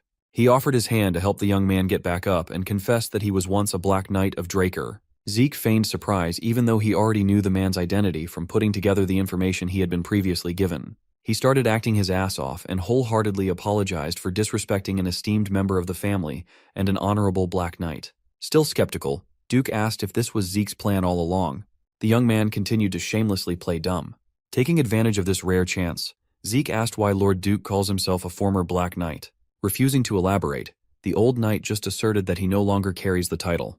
While it's common knowledge that one can rise through the ranks, Zeke didn't know that one could drop down too. Still refusing to play along with his incessant questions, Duke put his foot down and changed the topic. Zeke noticed the old knight's trembling hand and dropped his personal inquiries. Since Lord Duke was honest enough to reveal his real identity, Zeke decided to also share the truth. He got on his knees and confessed that he already knew of Duke's identity, and that he was deliberately trying to bother Duke to become an official apprentice. Surprisingly, the old knight smiled, seemingly amused by the young man's boldness. For that, the Gale Knight finally decided to accept him as an official apprentice. Zeke was shocked that securing a powerful teacher would be that easy. He thought he would have to go through more hoops. He reckoned that he better accept the offer before this fickle old man changes his mind. Resolutely bowing before Duke Draker, he formally stated his intention to become an apprentice to the Knight of Knights. He swore to bring honor upon his master's name, to follow his master's orders to gain wisdom and power. Duke was quite surprised that the kid knew of the apprentice's vow, which most of the new generation had forgotten. Zeke added that culture is a necessary virtue of a knight. However, he wanted to ask his new master one more thing. Duke is not comfortable being called a master, but he honored the kid's request. Zeke then asked what made Duke accept him as an apprentice when he was notorious for not accepting any students. Only Andre, the genius of the century, became this old man's apprentice after years of asking and pleading. Though Zeke has a general idea of why, he still wants to hear it through Duke's own words. He reckoned that the old knight must have seen a potential that surpassed that of Andre during their duel. Duke smiled and asked him to take a guess. Zeke candidly answered that he was accepted for being a genius of the family. Duke just laughed at his confidently wrong answer. If he was picking an apprentice based on raw potential, Duke would have chosen that girl from the Tarun family. But he picked Zeke purely based on his tenacity. Talent is not the only thing a person needs to reach the level of red or even black knights. In reality, talented individuals rarely face any serious issues in their lives. As a result, most of them easily fall in the face of adversity, snuffing out their talent and life in the process. After living through a whole lifetime of hard work and adversity, Zeke could not agree more. Most praised geniuses who were projected to reach the level of a red knight not only fail to reach the expectations put on them, but most of them get stuck at the level of blue knights. After answering, Duke stood up and put a stop to their chit-chat.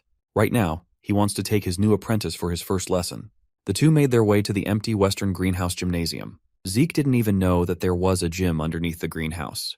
Duke simply ordered him to run around the track, and he's been racking his brain to figure out what his new master has been planning ever since. 3 hours have elapsed since he started, and Duke just continues to observe him wordlessly. Finally, Duke yelled at him to stop and threw him a question. Zeke gladly stopped his jog and asked what his master wanted to know. Before he could react, Duke's hulking body had already appeared behind him. The old knight's hand aimed for Zeke's arm, and the young man instinctively reacted to parry the grab. His battle sense kicked in, and every fiber of his being made him retreat to a safe distance. Duke failed to grab hold of his hands and arm, but the brief moment of contact nearly ruined his special glove. The old knight asked his student if he had a problem with pulse checking. Zeke knew damn well that this sly old bat wasn't just planning to check his pulse. Duke knew something was off with this kid right from the very start. When they fought in the infirmary, when they dueled in the greenhouse, and even after running around the track for 500 laps, Duke did not sense a single drop of aura from the boy's body. He even reacted suspiciously as soon as Duke got close to his wrist. So, the former Black Knight outrightly asked Zeke if he was incapable of using aura. The question prodding at his biggest secret shook Zeke to the bone. Duke had done his research. He saw the bronze statue. He was also aware of the uproar over the never-before-seen golden light that Zeke triggered. If he was wrong in his assumption, then he demanded that Zeke let him examine his pulse. He looked his master in the eye and did not see malicious suspicion, just simple and raw curiosity. Despite the serious scandal that might erupt at the news of a Draker who can't use aura, it seems like Duke's curiosity comes first.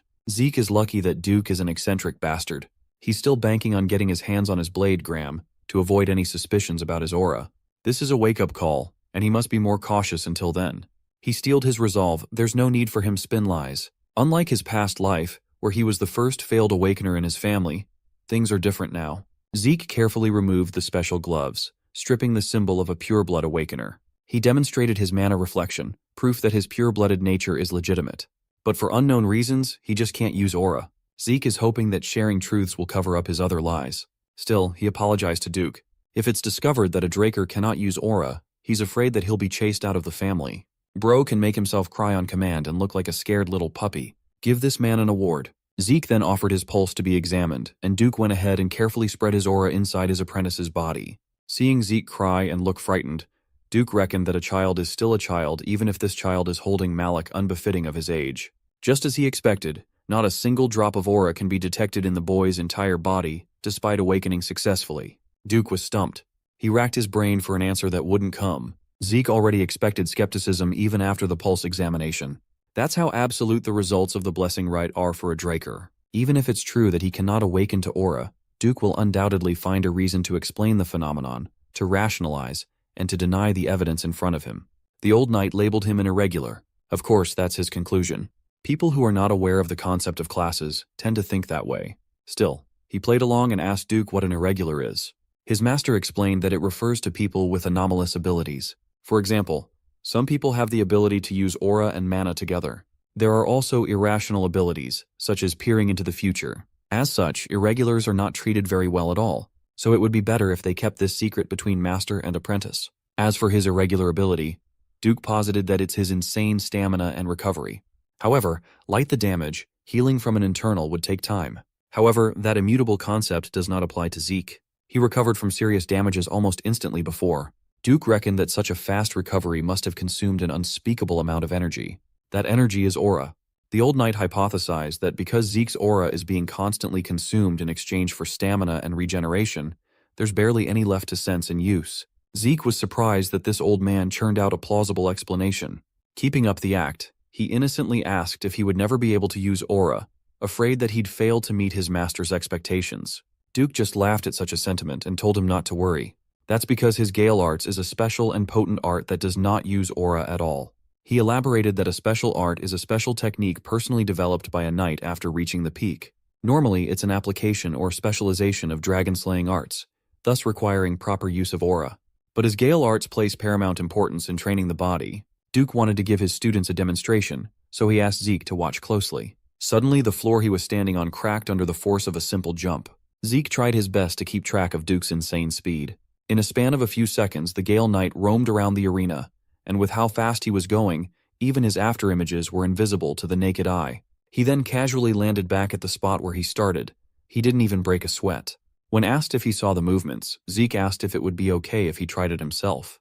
Taken aback, Duke asked the kid if he didn't want to see it again. The eccentric old man laughed and praised Zeke's confidence reminiscent of a black knight and allowed the kid to give it a go. Zeke stepped up and assumed the position. He visualized and replayed the movement that his master had demonstrated just now. His first step left a crater right on top of the Black Knight's footprint. After seeing the technique demonstrated once, he perfectly recreated Duke's movement pattern by following the prints. Now that he's directly mimicking his master's movements and trajectory, he's starting to see things he couldn't before. It's clear that these steps were taken as if he was sparring against someone. Some patterns indicated attacking, dodging, closing distance, and creating distance. Each and every step has their specific purpose. With the final position filled, Zeke steadily decelerated. Duke could not believe his eyes. He knew that the kid was gifted a week ago, but he wasn't nearly this good. What the hell could have possibly happened in the span of a week for such a huge jump in potential? The difference is like heaven and earth. Duke had never seen anything like it. He had never encountered such a perfect prospect. But Zeke had to turn around and ruin it by acting arrogantly. If he could just keep that in check, he would be perfect. Duke playfully grabbed him in a headlock and teased him for crying his eyes out, then busting out a near-perfect replication of such a difficult technique. Time passed since Duke started training him. Today Zeke can be seen in the academy dining hall. On his plate was a hodgepodge of meat, seafood, bread, and everything he could get his hands on. It's been a month since he became the Gale Knight's apprentice. With his continuous training, his appetite just keeps on increasing. Today, his lunch was interrupted by instructor Andre himself asking if he could spare some time to talk. Because he has a packed schedule, he asked Andre to just get on with what he wanted to talk about right here and right now. Andre had a simple question for him. He wanted to know how Zeke convinced Sir Dexter. Since Andre hasn't become Duke's official disciple yet at this point in time, the news that Zeke has been accepted as one likely made him a bit anxious. Continuing to stuff his face with food, Zeke answered that he didn't really do anything special, that Sir Dexter just picked him out on his own. Andre was obviously irritated by such an answer. Andre looked at him with unconcealed disgust and hatred. He jumped to the conclusion that Zeke was picked to be a disciple based on the sole merit that he's a pureblood awakener. Our boy did not like the sound of that allegation at all. He finished his meal and gave the genius of the century a stinging reality check. Zeke pointed out Andre's severe inferiority complex, which the instructor did not like at all. His arms started trembling out of anger. He referred to Zeke as a cadet, hoping to put him in place, but the young man is not done spitting his piece yet. He asked Andre if he believed that Sir Dexter was the type of man who would pick a disciple for such a simplistic reason. Zeke asserted that the fact that he was able to leverage his bloodline as a foundation to become a disciple is a testament to his own abilities. He then gave Andre some valuable advice. Instead of wasting his time patting his ego with that severe inferiority complex, perhaps he should put in some effort in order to be chosen too. As incensed as he was, Andre knew that there were some merits to the cadet's sobering words. Later that day, in the Western Greenhouse Arena, there were 3 people instead of the usual 2. Someone arrived before Zeke and Duke and is running around the track like his life depended on it. Zeke asks his master what's going on, but the Gale Knight is confused too. He doesn't know what got into instructor Andre, but he came begging him, saying he's fine with being a servant if it means he can stay by Duke's side to learn. The old knight jokingly agreed to take him in if he could run 300 laps without aura, which is how poor Andre ended up like this. Duke was surprised at Andre's newfound tenacity. Similarly, Zeke was pleasantly amazed to see that this guy wasn't just some self-righteous nerd. As it turns out, the genius of the century has quite the backbone on him. Every student of the academy has been summoned to show up and line up on the field. Today is a special day. It's the day of the Patriarch's visit. The strong strides of stallions rumbled outside the campus. A lavish carriage carrying the Draker family's insignia enters. The lookout hurriedly informed everyone of the Patriarch's arrival.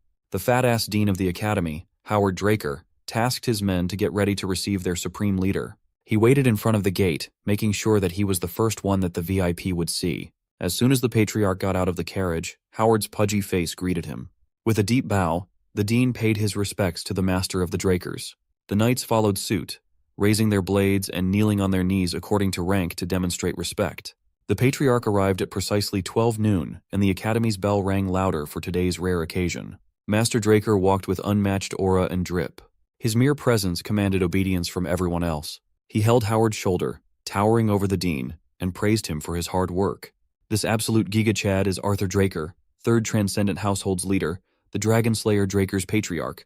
Howard proposed that they go inside right away given how harsh the sun is today, but Arthur prefers to move at his own pace. Some of the students near the gate caught a glimpse of the Patriarch's silhouette near the gates and were awestruck. Finally, Arthur Draker stepped into the light, showing his face to the students of the academy. He addressed the young dragon slayers lined up before him, the hope and future of his clan. He urged them to train hard and train more for their development, which will be the family's development. Inspired by his encouraging words and domineering presence, the students committed his simple speech to their hearts and replied with their whole chests. As the sun beamed down brighter, Arthur turned around and ordered Howard to escort him in. Behind closed doors, Zeke was called to greet the leader of all knights, the guardian of the Dragon Slayer's name, and his father. Arthur laughed at his overly grand and old-fashioned greeting, a rare occurrence nowadays. After fetching 2 cups of tea, Arthur asked his son to have a seat. He heard that his son likes tea, so he prepared something rare, hoping it would be to Zeke's liking. While this seems like a sweet gesture of a father, Zeke only saw it as his every move down to his preferences being reported back to the higher-ups. There is a saying that there may be things that the Emperor doesn't know, but there will never be anything that a Draker does not. Zeke can feel the truth of that saying right now. Arthur admitted that he called for Zeke after hearing that Duke took him in as a disciple. As expected, the Patriarch is not one to dilly-dally. He prefers getting straight to the point. Zeke downplayed the whole thing, insisting that Duke is doing him a great favor. While Arthur is not sure of his son's goal, continuing to follow Duke's teachings should paint a bright future. Zeke cut his father off and asserted that his goal was to become the strongest man on the continent. Hearing such a lofty goal sparked some sharpness in Arthur's eyes. Zeke added that he will become stronger than everyone else so that he can live just as freely. That is his goal, and he will do everything to get there. He looked at his father's face, unable to interpret how the Patriarch was feeling. Arthur deliberately leaked some of his aura and bloodlust. If his youngest plans to become the strongest, that means he is aiming to surpass even his father. Zeke realized that he might have made a mistake. He was way too enthusiastic to blurt out such sentiments. He felt a palpable chill running down his spine. Swirling around the room is the presence of Astral Sword. It is said to give the user power over all living beings within its effective radius. It is widely regarded as the pinnacle of aura usage that only full-on Black Knights can reach. Arthur looked at his youngest son, a hint of amusement visible in his eyes. Zeke chose to stand on his ground and doubled down on his goal. He admitted that he plans to surpass even his all-powerful father while trying his best to resist the Astral Sword. Hearing his resolve, the Patriarch seemed pleased with his will. Arthur quietly dispelled his Astral Sword while calmly sipping his tea, lifting the pressure from Zeke's body. He admitted that what Zeke said just now was the most interesting thing he had heard in ages. Arthur actually came to this place to support both the Academy and his youngest son. But now that he's seen how much Zeke had grown, maybe that won't be enough. He rummaged inside his intricate suit to retrieve something. Zeke thought that other Black Knights like Duke were already at the pinnacle, someone impossibly strong. But his father was on a whole other level. Arthur slid a black card across the table. The card bears the Draker insignia. This is Arthur's gift to Zeke for becoming Duke's disciple. Seeing a black card in person made Zeke uneasy, making him stumble on his words. By his reaction, Arthur can see that he already knows what a black card means. You see, this thing is a credit card only given to a very select few. Zeke never would have thought that he would get to see one in person at all. Just having one gives you incredible benefits wherever you go, not to mention its non-existent credit limit. It's basically an infinite money glitch. Arthur happily explained that the card would be under both of their names, so Zeke could use it freely. Still feeling overwhelmed by the possibilities, Zeke swore to use it only when necessary. While his dad is making it seem like he's being nice, the veiled intentions behind such a valuable gift are too obvious. Since using a credit card leaves a record, this is just another method to keep track of what he's doing. But if this is Arthur's way of keeping tabs on him instead of assigning a Black Marshal squad to tail him, that means the Patriarch doesn't see him as a threat yet. With this, Arthur kindly dismissed his son and urged him to continue training and work hard to become the strongest in the continent. Zeke bowed one last time and thanked the master of the Drakers once more. He wordlessly walked out of the room, his mind reeling with unknown thoughts. Similarly, Arthur Draker closed his eyes and thought of his youngest son's words. Suddenly Duke showed up, calling Arthur a sickening old man. The Patriarch just asked Duke why he was so angry. Thankfully, Duke is the only one with the balls and the strength to call Arthur out on his bullshit. This guy is suddenly playing father for the kid after a lifetime of neglect. Arthur argued that he had no choice. This is the price of being the head of the household. Furthermore, what Duke just said counts as defamation of the Patriarch's character. Duke sat his ass down on the couch and dared Arthur to cuff him and take him away if he could. The Master of Drakers smiled and dropped all pretenses.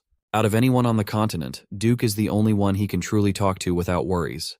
He retrieved another thing from his lavish suit, a bottle of prized alcohol known as Dragon Breath. Being offered a drink to go with their conversation, Duke's mood lit up as he praises Arthur's taste when it comes to drinks. The Patriarch brought up the strange atmosphere enveloping the continent, and Duke played dumb, insisting that he was just minding his own business inside the academy.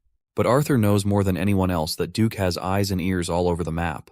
Duke then asked why Arthur would ask a question that he already knows the answer to.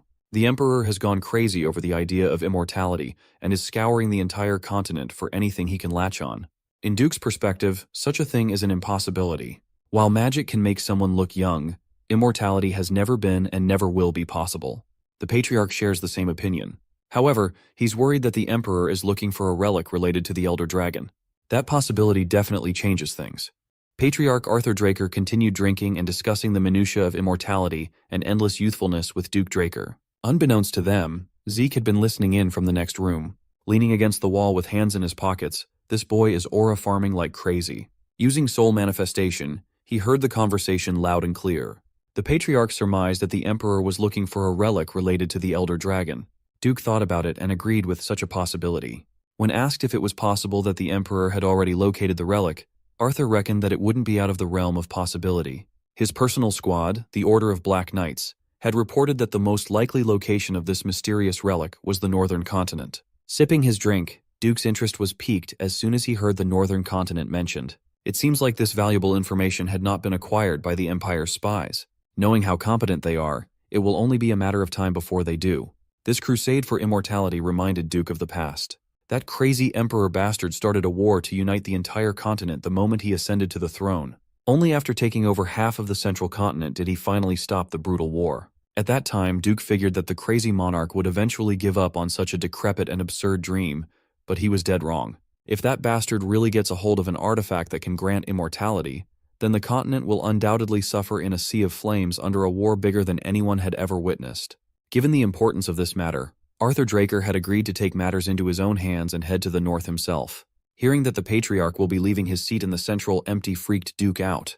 If Arthur leaves, that bastard of an emperor would certainly run amok without anyone keeping him in check. But that is precisely why Arthur visited today. Aside from giving a half-assed speech to the trainees, he came to clue Duke into his plans. Knowing that he had no other choice but to agree, Duke sighed and shared a toast with his buddy.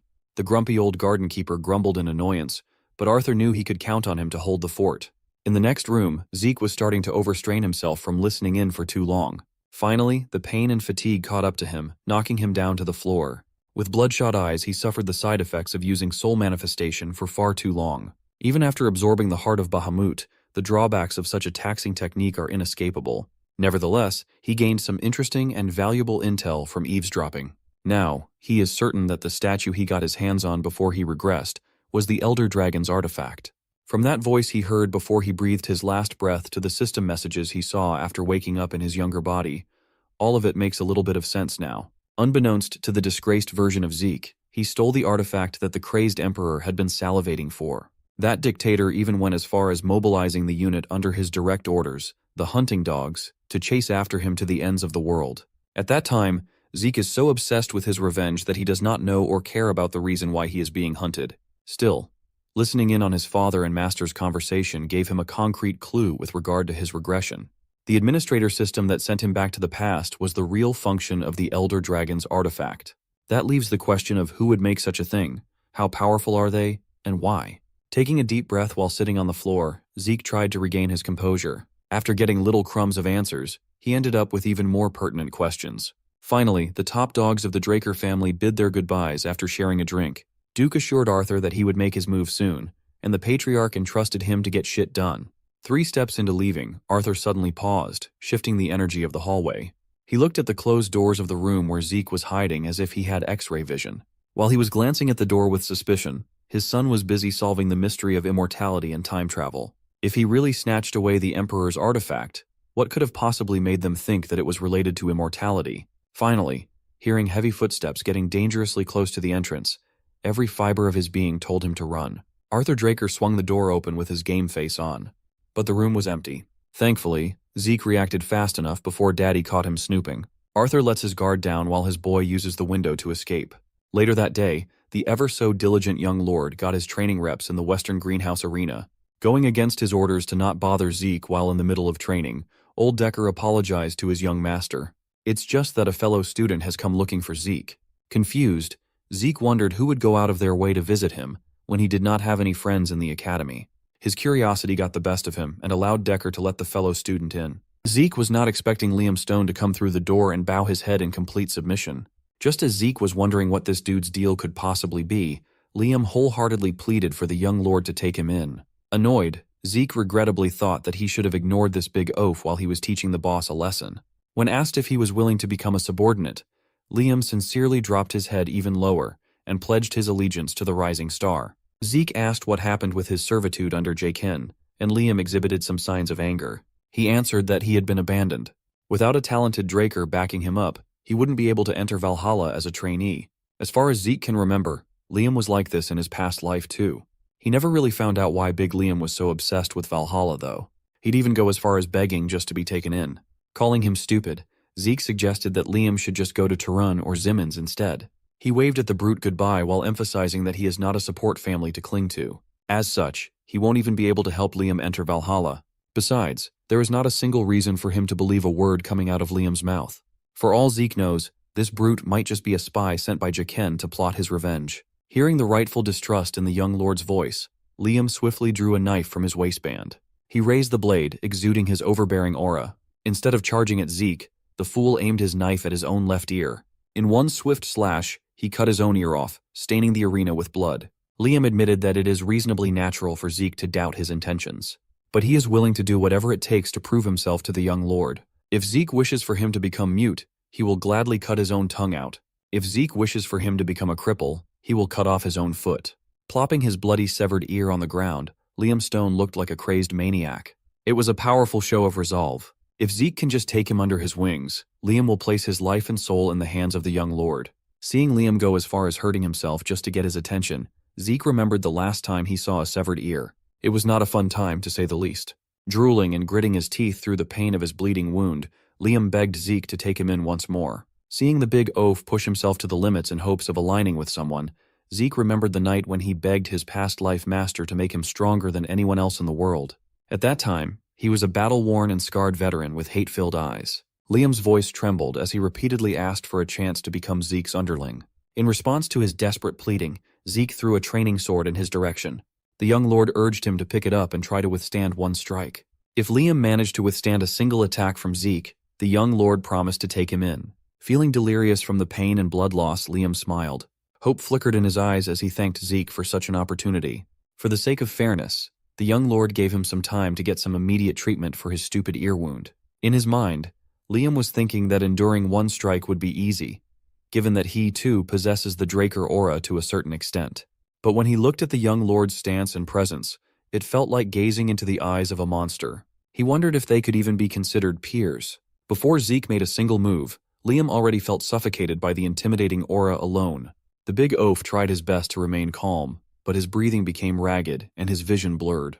He could barely hold the sword in his hand. When Zeke finally made his move, his speed exploded as his compact muscles containing overwhelming strength contracted. Moving according to his instincts, Liam raised his blade and fought through the tension. The young lord unleashed a straightforward stab, and Liam tried to slash it away with a downward swing. The collision scraped the training swords as sparks flew in the air. Eventually, one of the blades flew and spun into the air, escaping the user's grasp. As expected, Liam Stone was thoroughly overpowered, his weapon knocked away from his hand. If this was a real battle, he would have died by now. With a hint of disappointment in his voice, the young lord asked if this was the extent of Liam's ability. Looking at the big fool sitting flat on his ass, even Zeke felt pity at such a miserable sight. Even though Liam fell in one swing, Zeke can tell that the big man is really determined. So he advised that he should just give up on Valhalla and carve his own path. Still, Liam refused to give up. It is likely true that he was cast aside by Jaken after Zeke gave that spoiled brat the beating of his life. Liam has descended from such a distant branch family that, if he weren't Jaken's attendant, he would not have been able to enter the cradle in the first place. Considering that this academy had the juice to expel a direct Draker descendant like Zeke in his past life, they won't bat an eye for a trainee from a distant family branch. While Zeke walks away thinking that the matter is settled, he feels Liam's big-ass arms clinging to his leg. He could not help but wonder why the kid would be in such a desperate state. In the first timeline, Liam was expelled from the academy, and the order he worked for fell into ruin. But in the end, through grit and experience, he made his way up to the level of a Red Knight and became known throughout the continent as the Mercenary King. With tears streaming down his face, Liam continued to beg for another chance to prove his worth. Seeing how hard-headed the big oaf was, the young lord is starting to get really annoyed now. So, as a test, he agreed to give him one last chance. Zeke will accept him under his wing under one condition. Since the oaf claimed that he would cut his tongue if Zeke wanted him to be mute, and would cut his feet if being a cripple is what it takes, the young lord gave him a nearly impossible task. Gripping Liam's shoulder, Zeke grimly asked him to cut off his right arm. Hearing such an extreme condition made Liam's blood run cold. Zeke continued to egg him on, asking him if he valued his right arm more than the idea of serving under the young lord. Zeke knows what he's demanding from Liam. He's basically telling the kid to give up on becoming a competent swordsman. He thought that Liam would chicken out if he was sane. With that being said, Zeke turned around to continue his training and dismissed the big oaf. While Zeke assumed his training stance, Liam stood up with a blank look on his face. Zeke doesn't know why he's so desperate to enter Valhalla. Knowing what Zeke knows, it won't be too big of a deal if Liam gets expelled right now. Even if he doesn't make it to Draker's prestigious institution, he'll become a prominent figure in the future as a Red Knight regardless. But Liam was not heading for the door. He was walking towards the sword. Alarmed by what this meant, Zeke watched as the desperate Liam raised the blade and aimed at his own right arm. Halfway through the swing of the crazy bastard, Zeke pushed his legs to the limit and closed the distance between them with gritted teeth. Thankfully, he made it in time before the future mercenary king ended his promising career as a swordsman. Zeke slashed Liam's blade in half. The sound of metal bouncing off the floor filled the arena. Liam, the crazy fool, was really going to do it. He stared at his right hand, confused that it was still attached. Pissed off at Liam for doing such an insane thing, Zeke grabbed him by the collar and lifted his big body off the ground. Irate, he asked if the fool had finally lost his goddamn mind. Even though he gave an unreasonable condition, it's not an ironclad agreement. What if he was an asshole that goes back on his word? Liam would have lost everything right then and there. But Liam only dared to do such a crazy thing because if he did not, he might lose something more important than his arm. Zeke dropped him back on his feet and asserted that if Liam ever did something so foolish again, he'd be tossed out no matter how loyal he might be. He must keep that in mind now that he'll be working under the young lord. The perpetual pain and anguish in the big oaf's face vanished upon hearing Zeke's strongly worded instruction. Also, they need to hurry and get to the infirmary. What would people think if his subordinate is a one-eared freak? After getting his ear situation fixed, Liam was brought up to Zeke's personal banquet hall to share a meal. Liam stroked his reattached ear, still in awe of how it was fixed so quickly. As it turns out, Zeke shelled out one of his healing potions to help with restoring the ear. Liam felt bad that his new lord had to expend such a valuable potion on him right from the get-go. Zeke claimed that he is simply investing in his new employee, so there's nothing to worry about. Now that things have calmed down, Zeke confronted the big oaf about his reasoning. He asked what Liam values more than his right arm. No, more than life itself. Liam's answer was short and simple, and it made a ton of sense. He was pushed to the brink of desperation because of his mother. A few days after he was abandoned by Jiken, he received news that his mother had collapsed from an unnaturally high fever back home. Fortunately, the fever soon broke, but that was just the start of her suffering.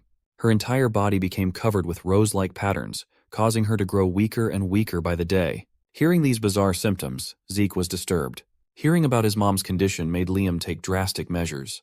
The village healers don't even know the name of the disease, let alone the cure for it. The only answer he could come up with is to join Valhalla. The students of the prestigious institution and their families are offered the greatest medical treatments available on the continent. Zeke sighed. He now understands why Liam would go to such extreme lengths. He grabbed his pen and dipped it into his inkwell. Curiously, the young lord started scribbling on a piece of paper, repeating the symptoms that Liam listed. Rose-like red spots appear all over the body and periodically high fevers. Zeke is all too familiar with this illness. 5 years from now, the entire central continent will be plagued by the rose disease. It is a highly contagious illness with a sky-high fatality rate. Countless people will lose their lives, succumbing to this loathsome plague. But a radical treatment will be invented, and the rose disease will be eradicated. Finishing his scribbles, Zeke handed the piece of paper to Liam. Written down is the method for producing the medicine to treat his mother's illness. It's not very difficult to make, and the ingredients should not be hard to find. Even village healers should be able to brew it. Confused, Liam gladly accepted the paper. If the healers who dedicated their lives to medicine were stumped, how could a young swordsman whip out the cure in just a few seconds? In the future, the genius alchemist brothers, Al and Jeff, will invent the treatment for the disease rampaging through the central continent. The greedy Alchemist Association will take advantage of this discovery, making a profit by taking advantage of desperate people's lives. Upon learning about this disgusting practice, the brothers would publicly reveal the method of production. It quickly spread across the entire disease-ridden continent to the point that even a warrior like Zeke would come to know the formula. Nonetheless, he can't say all that to poor Liam, so he simply answered that he knew a very good alchemist. Since he has the treatment method in his hands, Zeke basically solved Liam's problem in one sitting. He does not need to go to Valhalla or become a young lord's subordinate anymore. Hearing such insinuation made Liam stand up from his seat. He is a man of his word, and he vowed to dedicate his life to serving Zeke in any way he can. With a clenched fist and a stalwart pose, Liam bent his knee and swore his lifelong loyalty to Zeke Draker. Even though he tried to push the big oaf away so many times, hearing the future mercenary king recite an oath of loyalty felt quite reassuring for Zeke. Accepting the pledge, the young lord asserted that Liam should not lag behind, or he'll be abandoned. Before the day ended, an interesting discussion happened inside Dean Howard Draker's office. Cadet Owen Zimmons sought the fat-ass Dean out to discuss an important thing. He came to Howard with a proposal. He suggested that they should raise the difficulty of the examinations for the coming semester. The Dean was surprised. This was definitely unconventional for a cadet. Owen politely apologized for sounding arrogant, then claimed that the first years are quite skilled this year. The stars have aligned, and most of the great families had their own candidates in this batch, not to mention the appearance of 2 pure-blood awakeners. Owen simply thinks that if the examination has the same difficulty as the previous year, it may end up being a poor assessment for the young talents. Dean Howard briefly considered the idea and admitted that what the Zimmons child proposed made sense. With a polite bow, Owen exited the office. The fat-ass Dean looked out his window, lost in thought. He reckoned that the apples really don't fall far from the tree. Owen Zimmons thinks so similarly to his old man. He is already considering any future problems and making moves to nip them in the bud. Days passed, and the semester exam day for dungeon exploration commenced. All freshmen gathered outside of the ruins. This semestral evaluation performed only at Draker Academy pairs 2 to work together and escape a dungeon within a given time limit. There are a multitude of difficulties with these dungeons. Each group is assigned one at random. Of course, Zeke and Liam came as a pair. Even though they are packed and ready to go, the big baby can't help but feel a little nervous. So his lord assured him that being nervous is natural, but he cautioned him of being too anxious and making a mistake. The same goes for going in too lax and becoming arrogant. One must maintain a suitable amount of tension and nerve to stay sharp. Some students happily chatted, and some waited for the proctor with bated breath. Suddenly one of the guards yelled Zeke Draker and Liam Stone's names. Without further ado, the freshly paired duo walked towards the nearest ruined door from where they were standing. That was until a black-gloved individual barred them from entry, ordering them to wait. An armed guard working under the academy then pointed at another door on the other side of the room, insisting that Zeke and Liam had been assigned to that one. Zeke shot a quick glance at the guard, immediately sussing out that something fishy was definitely going on here. With a forceful yet stoic expression, the guard urged the duo to hurry up and listen to his instructions. Zeke sighed and accepted the bullshit that's about to unfold, confident that he'll be fine. And so, he and Liam headed for the opposite door that reeks of plotting and trapping. Although difficulty varies between dungeons, these ruins are still specialized exam-exclusive dungeons under the management of Drakers. There should not be much danger. Furthermore, escaping within the time limit is the primary goal. Each group is given a timer that automatically activates upon entry. Everyone is given 96 hours to get out. Time is the enemy.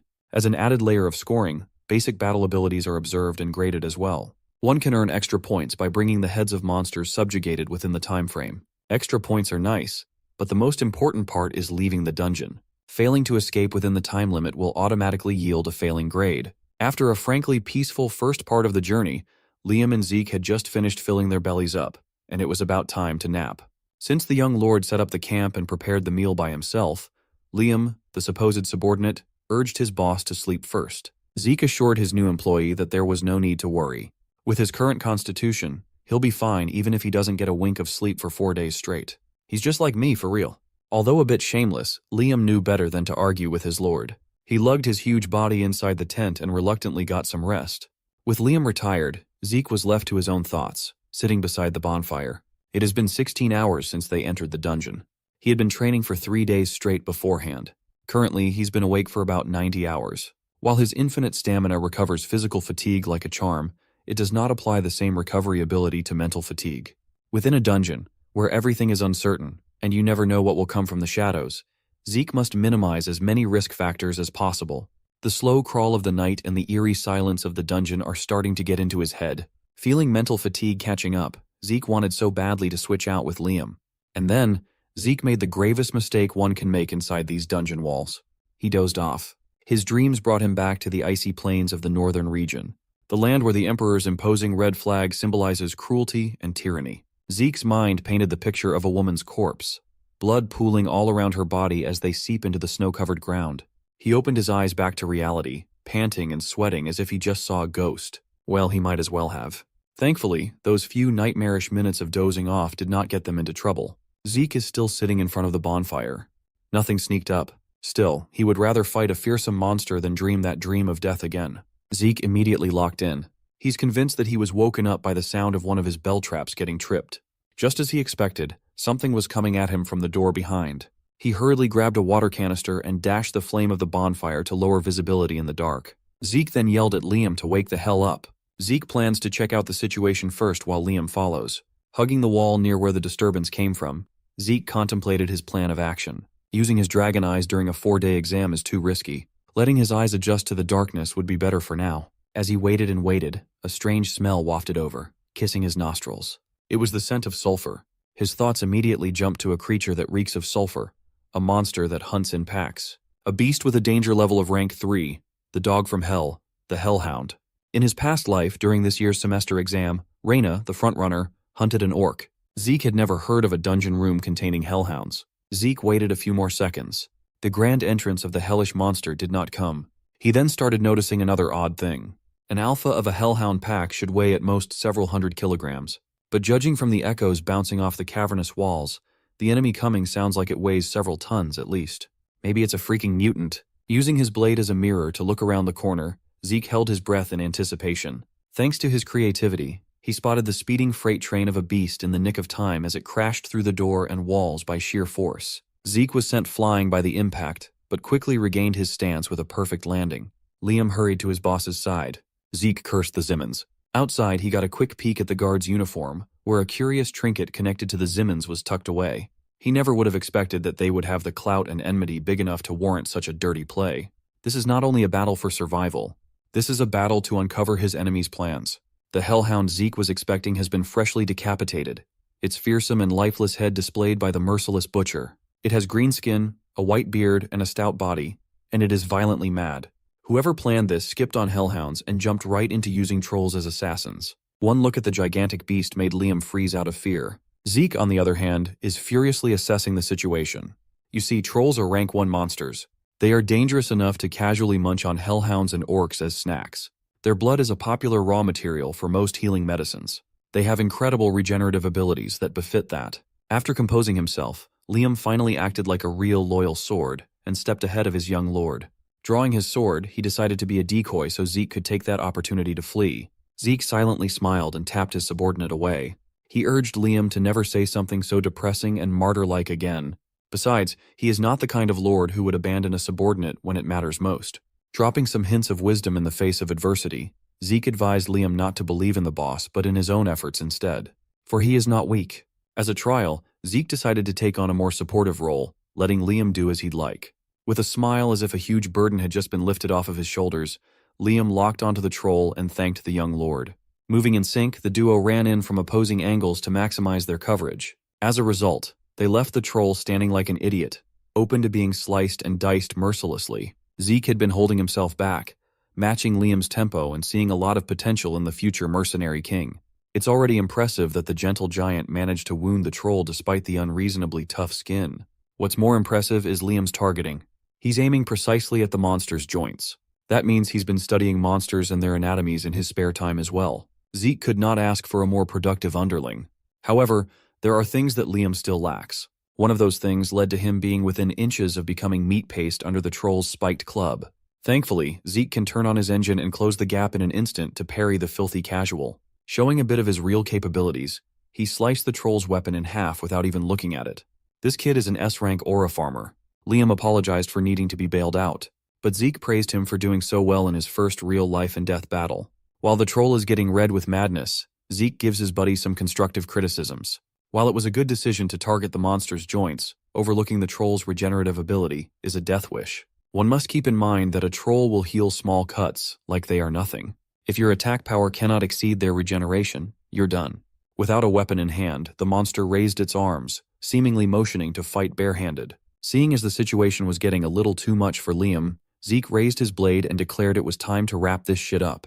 With a blisteringly fast flurry of offense, Zeke killed the giant troll, leaving a bloodied and mangled monster corpse. Subjugating the troll earned him a hefty reward of 30 karma points. Aside from karma, This kill should net the duo with plenty of extra points for the exam.